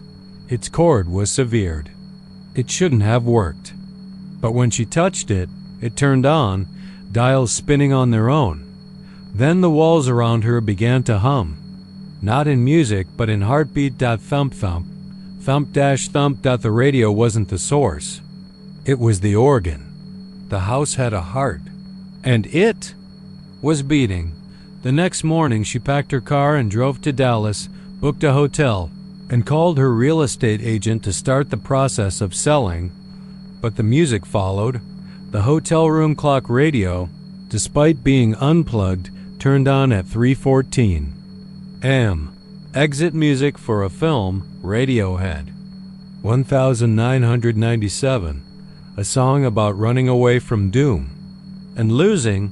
She drove back to the house the next day, determined to rip out every wall if she had to. When she stepped through the front door, the air changed. It felt humid, like breath. A final track played. Not from the wall. Not from any radio. From inside her head. It was a song she didn't recognize. She Googled it. Nothing. No lyrics match. No artist. No title. It was a song from next year. 2026. She understood then. The house didn't just remember the dead. It predicted. The soon dash to dash die. Now she can't listen to music. Not in her car. Not in the store. Not on the street. Because every time she hears a song, any song, she hears a low static behind it. Waiting. One day soon, the house will play her song in full. And on that day, she knows, she'll die in perfect rhythm.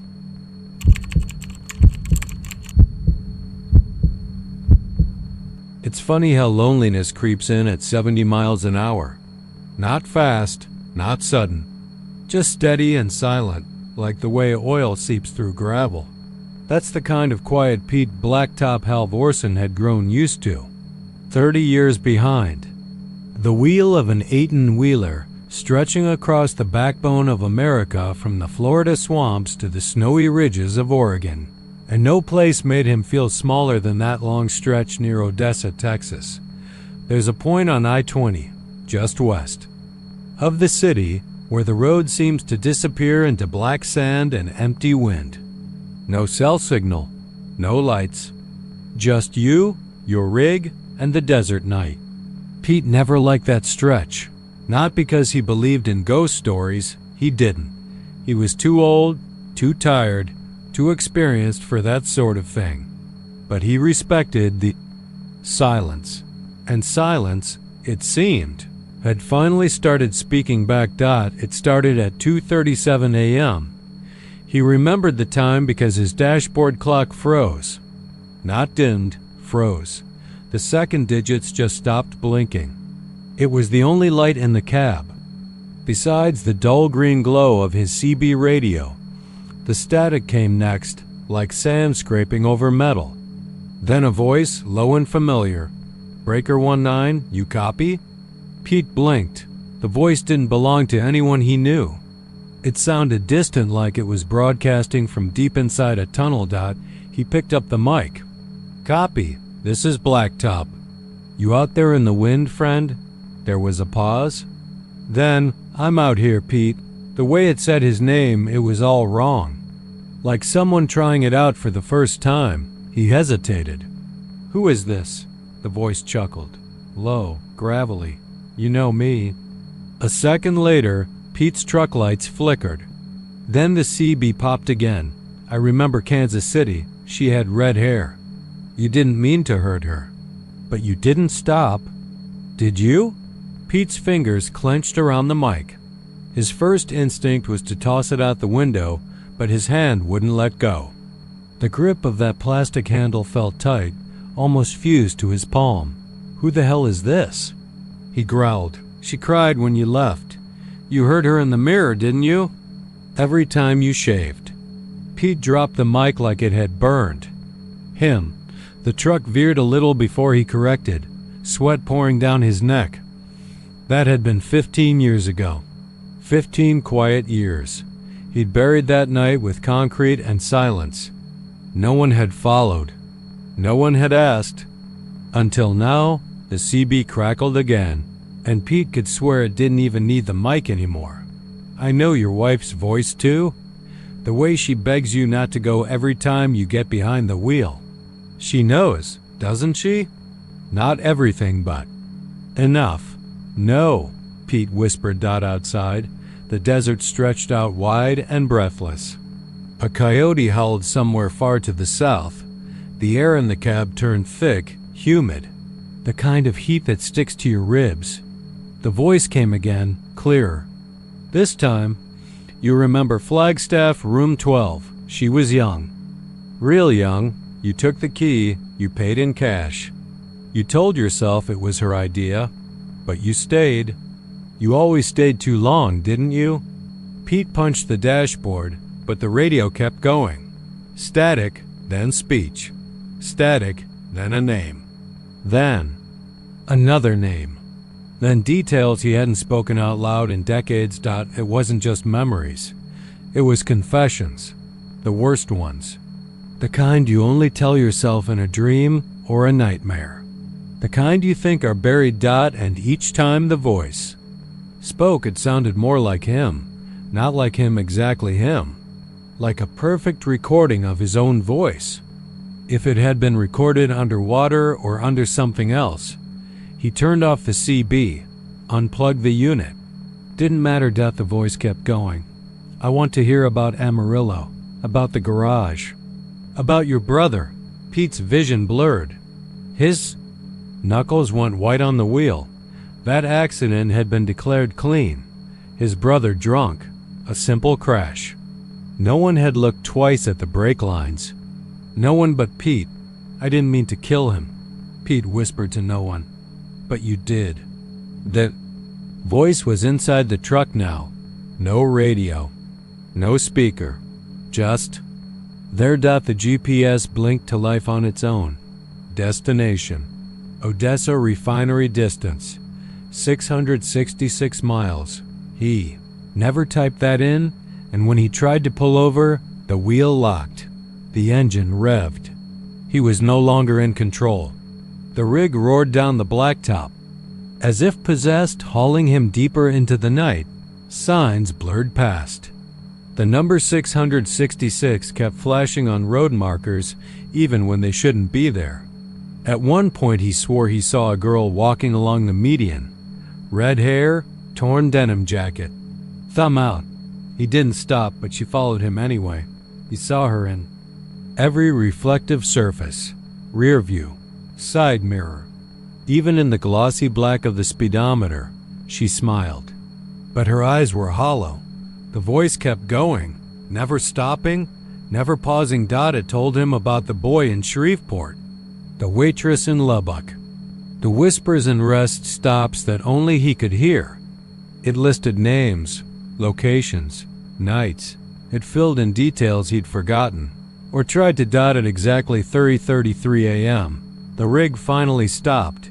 He was at a truck stop that didn't appear on any map. The neon sign buzzed. The pumps looked ancient, rusted. Over.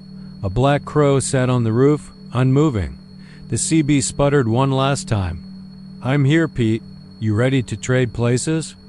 He didn't answer. The door swung open on its own. Some say they found the rig 3 days later, engine off, keys missing, but headlights still glowing faintly. No one ever found Pete. But sometimes, when the night's long and the roads are empty, truckers say they hear a familiar voice on Channel 19. "Breaker 19, you out there? This is Pete. I'm trying to get home." And if you answer him, he'll ask your name, and if you give it, he'll start listing your secrets next.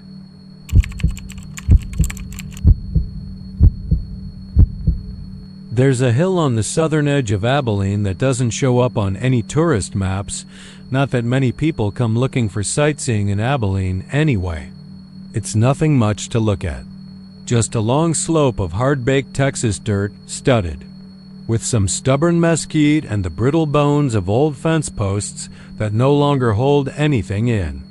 At the top, tucked behind a line of gnarled pecan trees, sits Elm Ridge Cemetery. Old as sin and quiet as a forgotten prayer. It doesn't look like much.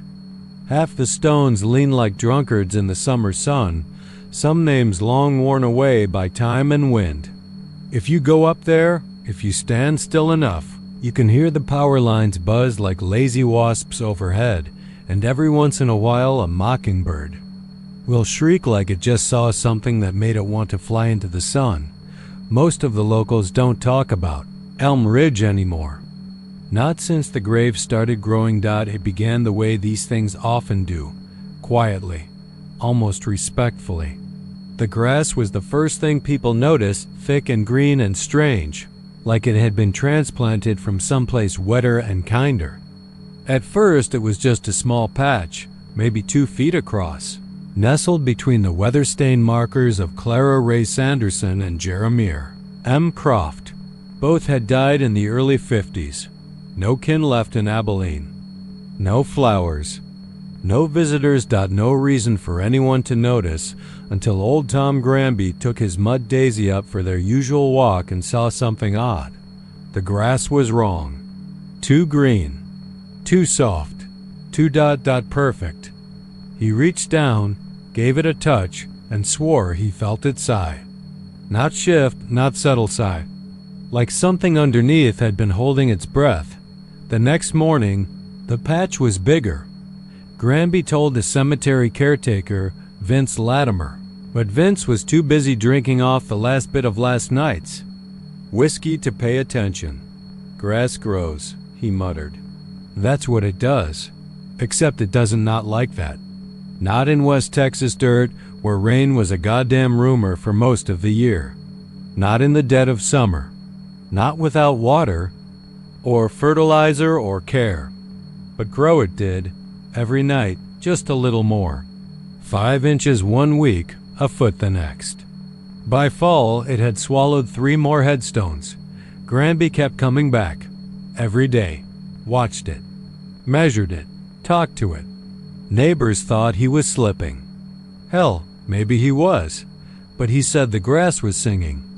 Low and soft like a lullaby hummed through a mouth full of dirt. And then one morning, Granby didn't come home. Daisy came back, dragging her leash, howling like a banshee and covered in mud. Search teams found Granby's shoes by the edge of the grass. That's all. Not a drop of blood. Not a torn shirt. Just his goddamn shoes, sitting neat and empty like someone had just stepped out of them and vanished into the warm green carpet. After that, the city put up signs. Keep OUT on safe ground. But signs don't stop ghosts. Or teenagers. With nothing better to do, the grave became a dare. A proving ground. Lie in the grass for 10 minutes. Get your name in a notebook full of dumb bravery. One of those kids, Tanner Bell, 15. Acne and attitude, spent 20 minutes in it, swore he felt fingers combing through his hair. He puked all the way home and refused to speak for a week. His mother found him scribbling in his notebook. Over and over, the same word. Below. Pastor Jim Melrose tried to hold a prayer vigil by the site. Made it about 10 feet from the edge before dropping to his knees and screaming about a door opening under his feet. It's not a grave, he sobbed. It's a mouth. After that, the town stopped pretending. The cemetery closed. The city put up a real fence, locked the gate, let the mesquite grow wild.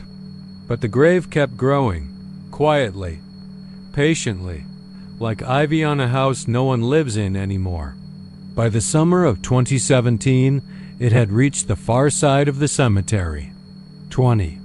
Graves vanished under that thick, sweet-smelling grass. It didn't just cover the stones, it erased them, like they were never there. And that was when the dream started. People who lived nearby, those stubborn enough or poor enough to stay, started waking up with dirt under their fingernails. One woman claimed she found moss growing behind her teeth. A boy woke up screaming about a man made of roots whispering his name from under the floorboards. Others dreamed of voices calling from beneath the lawn. Soft, familiar, promising. Just lie down a while. Just rest. Just be still. And still, it grew. Then came Linda Cleaves, a junior reporter from the Abilene Gazette. She was young, cocky. Thought she'd make a name for herself writing ghost stories for the Halloween issue. She went in with a camera, a notepad, and a big dumb smile. She never came out. They found her gear at the edge of the grass. No sign of her. But the footage was intact. The final shot, grainy, handheld, shaky, showed Linda reaching down, brushing her fingers across the grass, laughing. Then she paused, tilted her head, as if she heard something. A voice. Her own name. She looked directly into the camera, eyes wide and glassy. "It's not dead," she whispered. "It never was." The video cut to static. They say the grass is over an acre wide now, though no one's gone close enough to measure. No animals go near it. Birds don't fly over it. GPS won't track within its borders. It's like the world has decided not to notice, but the wind still talks. Especially at night.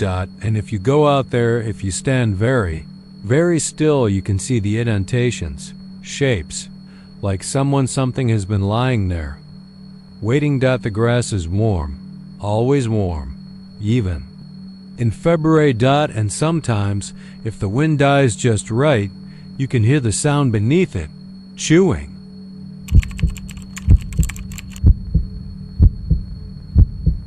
Fry Street in Denton always had a strange pulse after dark, like the whole road was holding its breath. It was college town, strange, shore scrap metal art installations on people's lawns, Glow-in-the-dark flyers stapled to power poles and guitar music leaking from old houses turned student rentals. But this was different. Not weird in the way college kids made things weird. It was the quiet, crawling kind of weird. The kind that sat with its back to you, humming something familiar until you turned around and realized no one was there. Clay.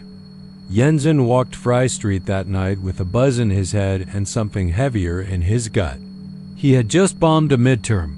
His roommate had bailed on rent again, and his ex-girl now had blocked him on everything.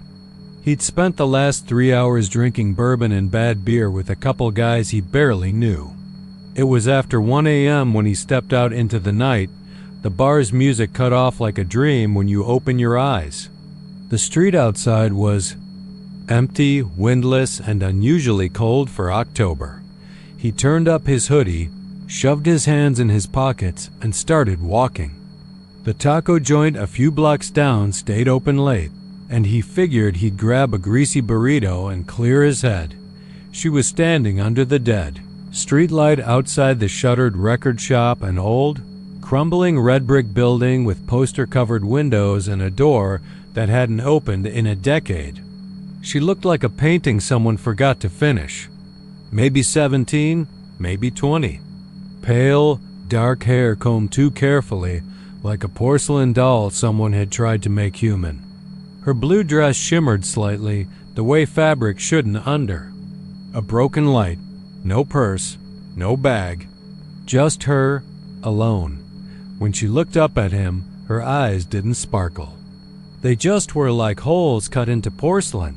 "Excuse me," she said, voice flat and even. "Can I borrow your phone?" Clay blinked. He stopped walking. His first instinct was no, but something about her tone short-circuited his thinking. It wasn't desperate. It wasn't scared. It was certain. As if she already knew he'd say yes. He handed her the phone. She didn't ask him to unlock it. She didn't fumble with the buttons. She just put it to her ear. And then, without touching anything, it rang loud, sharp, the sound of his custom. Ringtone, Ain't No Sunshine. Only one person had ever been assigned that tone, himself. He stared at the screen. There was no incoming number. No caller ID. Just a swirling black vortex spinning in the center of the display. A hole, endless. Digital but ancient. She didn't react.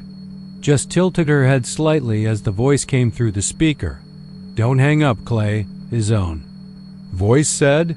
He jerked back, legs stiff with a sudden electric cold. "What the hell?" The girl turned the phone so the speaker faced him.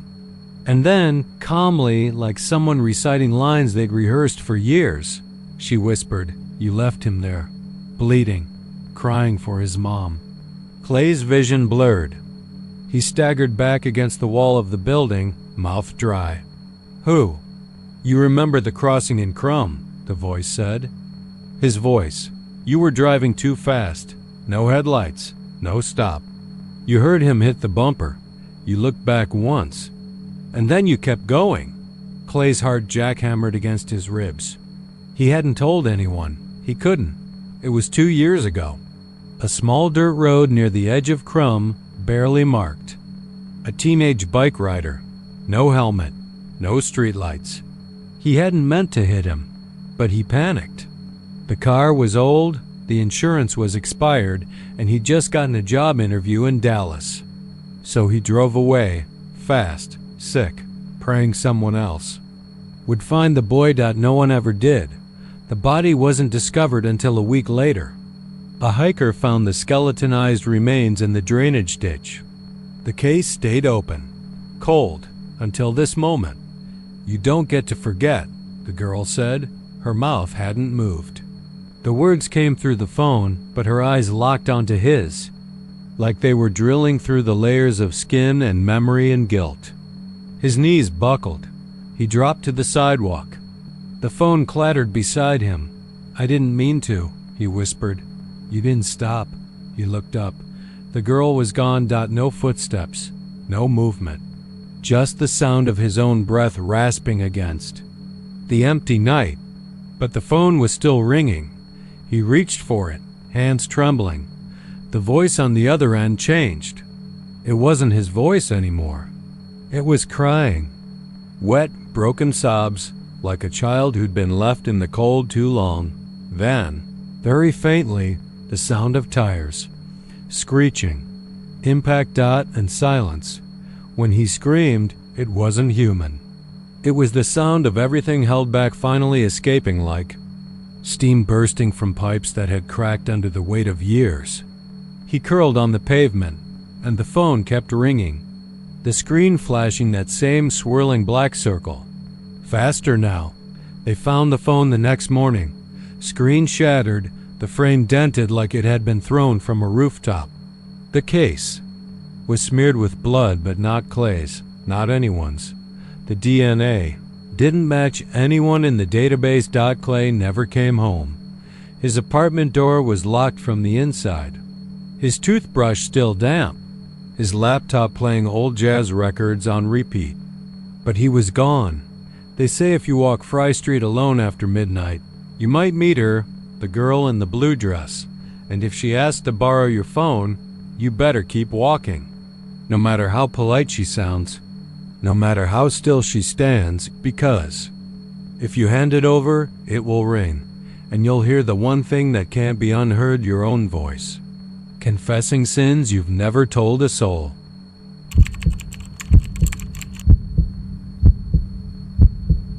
The Midland County Courthouse squats like an old judge himself, robed in limestone and full of secrets.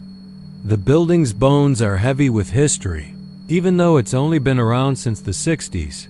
12 floors, they said, 11 above. Ground, 1 down. No more, no less. The elevator panel confirms it. 12 white buttons, worn smooth by decades of fingers. The last one just says, B1. Albert Raines was a man who respected numbers. Pipes had pressure ratings, boilers had. Gauges and stairwells had steps you could count usually. He had worked the courthouse maintenance since the Reagan administration, and if there was a leak, a draft, a short, or a strange smell, Albert knew about it before the judge's gavel hit the bench dock. So when Albert came up on a Wednesday afternoon, his face pale, lips cracked and moving like he'd seen something too big to name, people noticed. He didn't punch out. Didn't make jokes with Curtis, the day janitor. Didn't even grab his sandwich from the fridge, and he never skipped his sandwich. Just walked past the security desk and muttered something nobody understood. Later, the clerk swore he heard him say, "That door wasn't there yesterday." Albert wasn't at home that night. Or the next one. The sheriff's department filed it as a disappearance. One more old man, no next of kin, faded into West Texas heat like vapor off asphalt. That should have been the end dot until 2 weeks later, when a kid named Eli from the city's maintenance subcontractor went down to Basement 1 to replace a faulty breaker panel. Routine stuff: clip the wire, swap the fuse, log the repair. Only Eli didn't come back either. This time, they took it seriously. Cameras were checked. The elevator showed Eli going down at 6:43 p.m., toolbox in hand, hard hat on. But there was no footage of him ever returning. Here's where it gets strange. 2 janitors and a clerk all told the building manager the same thing. The elevator came back up a few minutes, later emptied, but the digital floor indicator flicked to a number that shouldn't exist, B13. It stayed there for 6 seconds. Then it blinked out. No one knew what to do with that. The elevator company blamed a faulty sensor. The county called in structural engineers. They brought blueprints, laser levels, and scanners. Every wall was measured. Every foundation beam mapped. And no, there was no sublevel beneath Basement 1. But the whispers had started. Someone said they saw a door down there. Not a regular door, no knob, no hinges. Just a slit in the concrete like someone sliced the wall open and then let time heal. It crooked.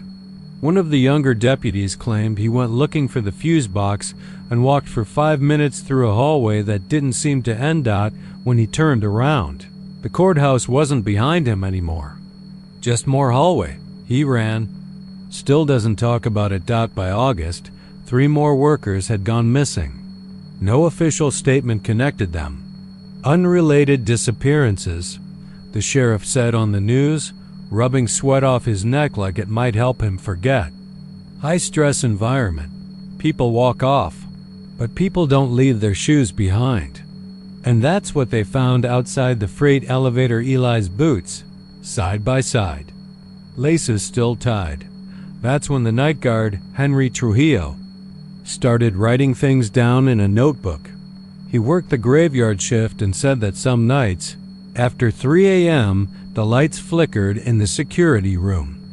Only the camera feeds for basement 1 went dark. Then a humming sound started, soft at first, like electricity or distant bees. But it got louder until it was a buzz that filled your teeth. He said when it hit its peak, the air smelled like wet, dirt and old stone. One night, curiosity got the better of him. He went down the stairs instead of using the elevator, counted every step 62 to be one, but when he reached the landing, it wasn't concrete. It was tile, green, mismatched, cracked like an old-school hallway. He walked, heart thudding so hard he could barely breathe.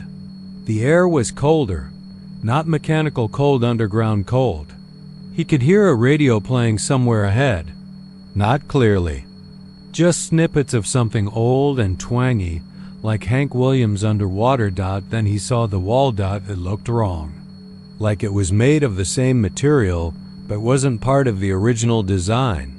It curved inward with a slit straight down the middle. He swore it opened. He didn't see hands or hinges. Just the concrete, yawning, and something inside, waiting. Henry turned and ran so fast he tore a ligament. They found him on the first floor, crying like a child and clutching his flashlight like it was a rosary. He quit that night. Moved to El Paso. Won't answer questions, but the building remembers. That's the thing. You walk into the Midland County Courthouse and it feels off.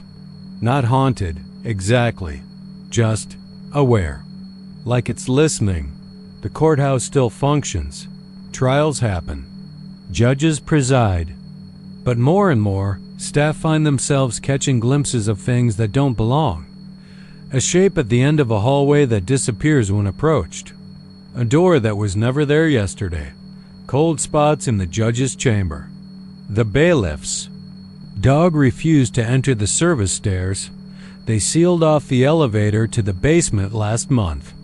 Said it was under renovation. And yet, every once in a while, someone new to the building says they took the elevator down and saw the button light. Up, B13. They say the doors open too slow, that the hallway outside hums, that the air smells like the ground in a fresh grave. They never go back, but the plaque near the elevator still reads the same, 12 floors, 1 basement. And each time someone vanishes, someone swears the lettering changes. Just a little dot by 1 dot until it doesn't lie anymore.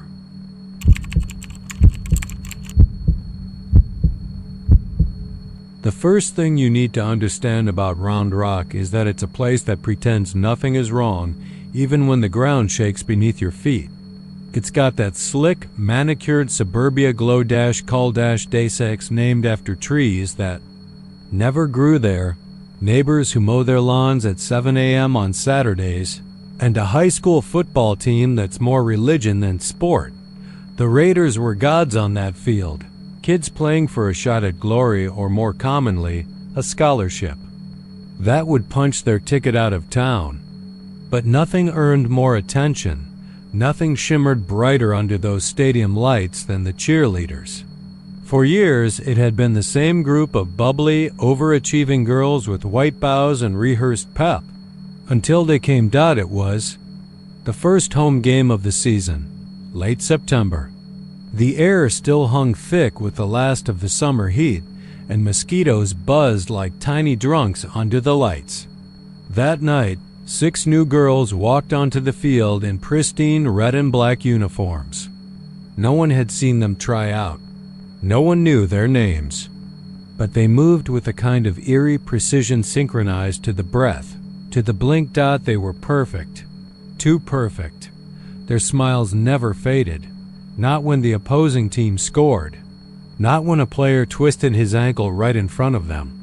They clapped and chanted with robotic joy, their eyes wide like they were looking through people instead of at them. At halftime, a couple of parents leaned against the fence and muttered about it. "Don't remember hiring new girls," someone said. "Weren't these the same ones here last week?" But no one followed up. That's the thing about Round Rock. You learn not to ask questions, especially the kind that make you feel cold. All over, Danny Laredo disappeared after that game.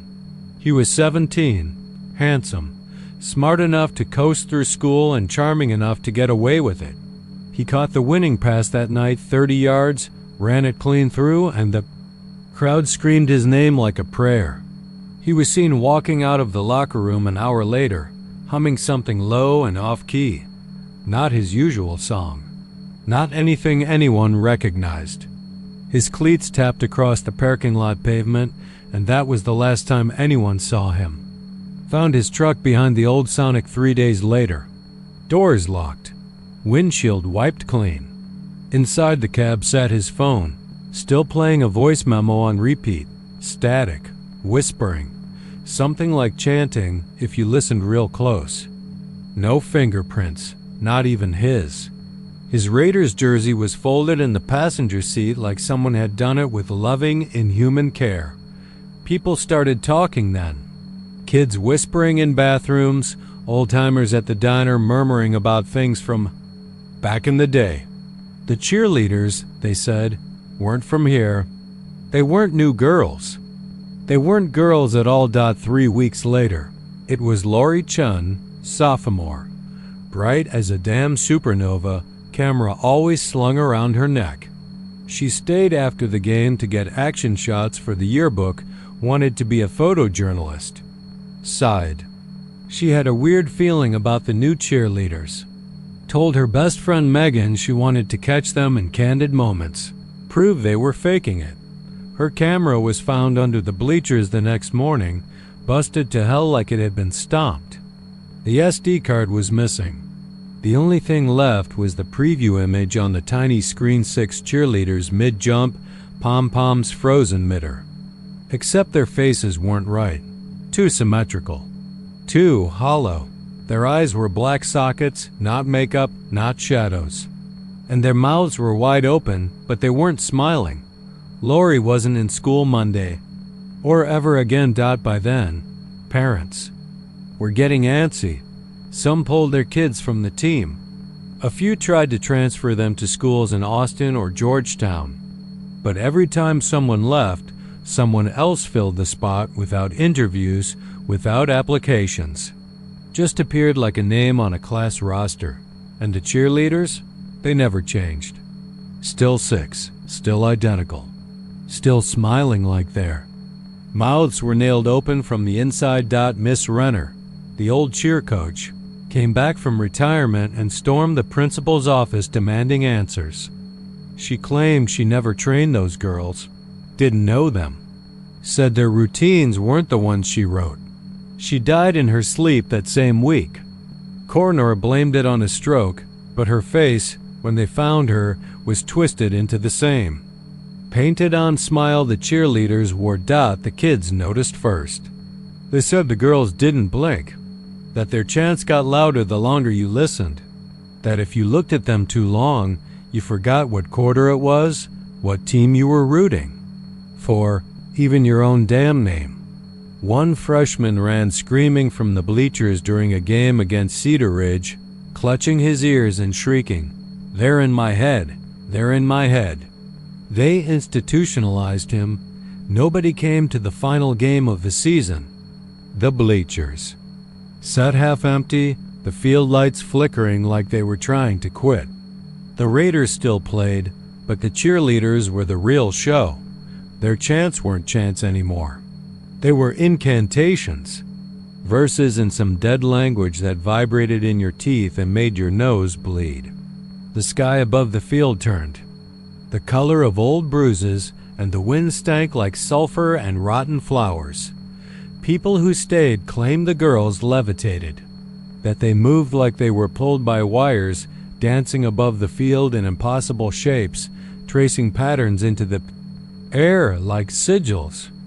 Coach Banner had a heart attack on the sidelines. He didn't die, but he couldn't speak afterward. Just stared at walls and drooled. That night, 6 new girls walked into the high school office, smiling that same dead smile. No one asked who. They were just ... accepted, added to the roll books, given lockers. The secretary didn't even remember doing it ... in the town's yearbook. The cheerleader section is strange. Their names are printed in faded ink. The photos are blurry, even though they were taken with a digital camera. One page has what looks like static burned into it, like a TV screen caught mid-signal. If you stare too long, you'll swear the girls are moving, chanting, watching you. Today, if you drive past the old stadium after dark, you'll see them. All 6, standing on the field under moonlight that doesn't fall anywhere else. They don't move, not unless you look away. Not unless you blink. And if you hear your name in their chant, run. Don't turn around. Don't answer. Just run. Because once they cheer for you, you're already gone. You just don't know it yet.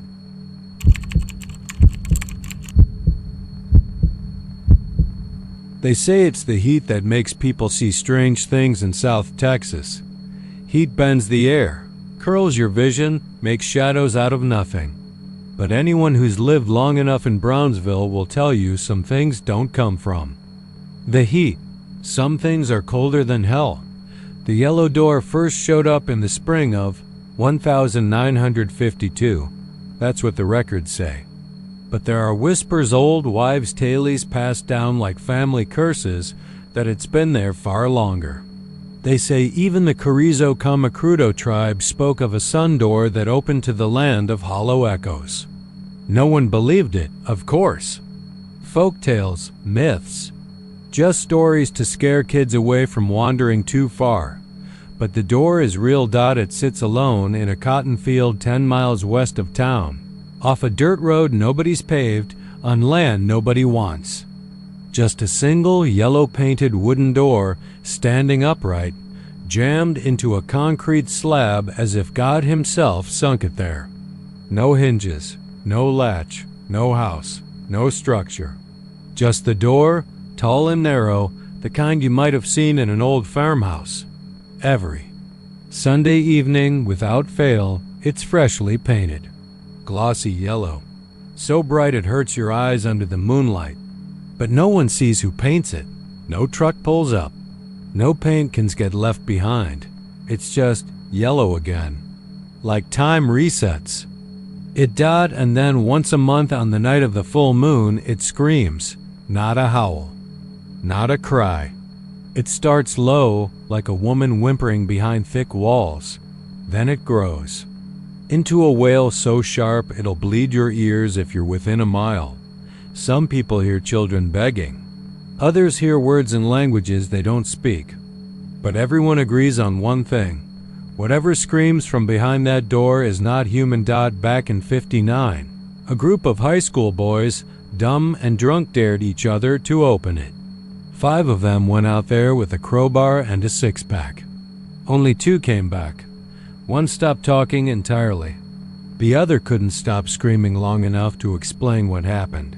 They found the rest a week later in the brush, half buried. Their hands were missing and their mouths were full of dirt. Sheriff Palmer sealed off the area with barbed wire and posted signs. Private property. Do not trespass. That didn't stop the curious. It never does. There was a preacher in 74, Reverend Allen. He said the door was a test from God, that it separated the righteous from the wicked.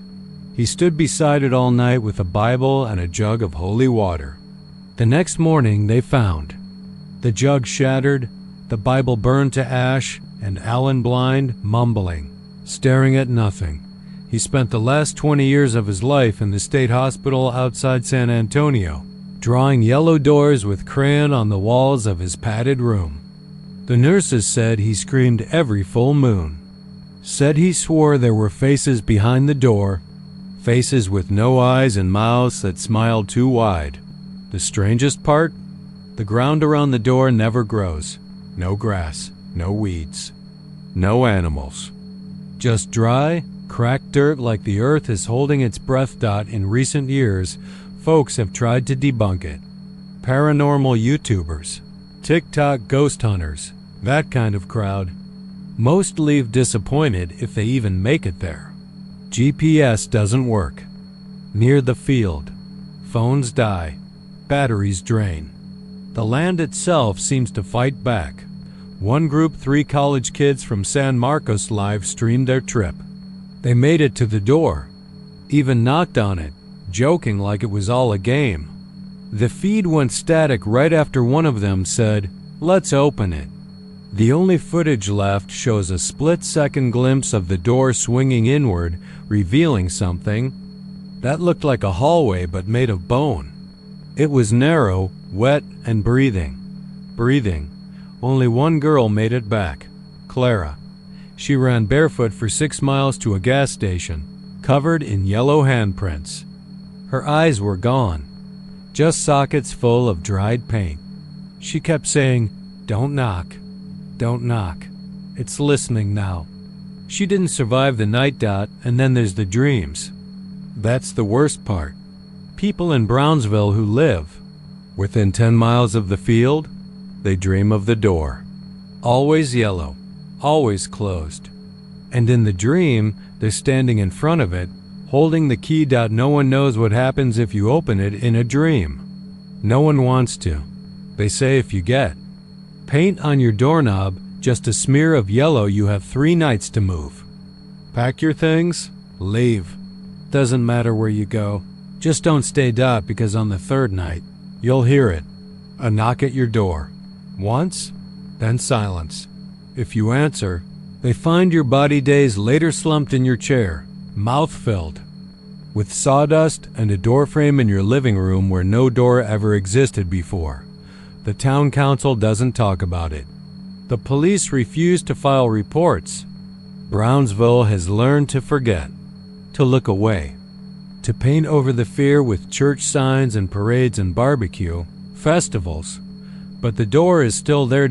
It waits. And if you're driving through one night, out on FM 2220, and you see a flash of yellow in the field, don't stop. Don't slow down. Don't look back, because it only takes one person to open it. And it's been waiting a long, long time.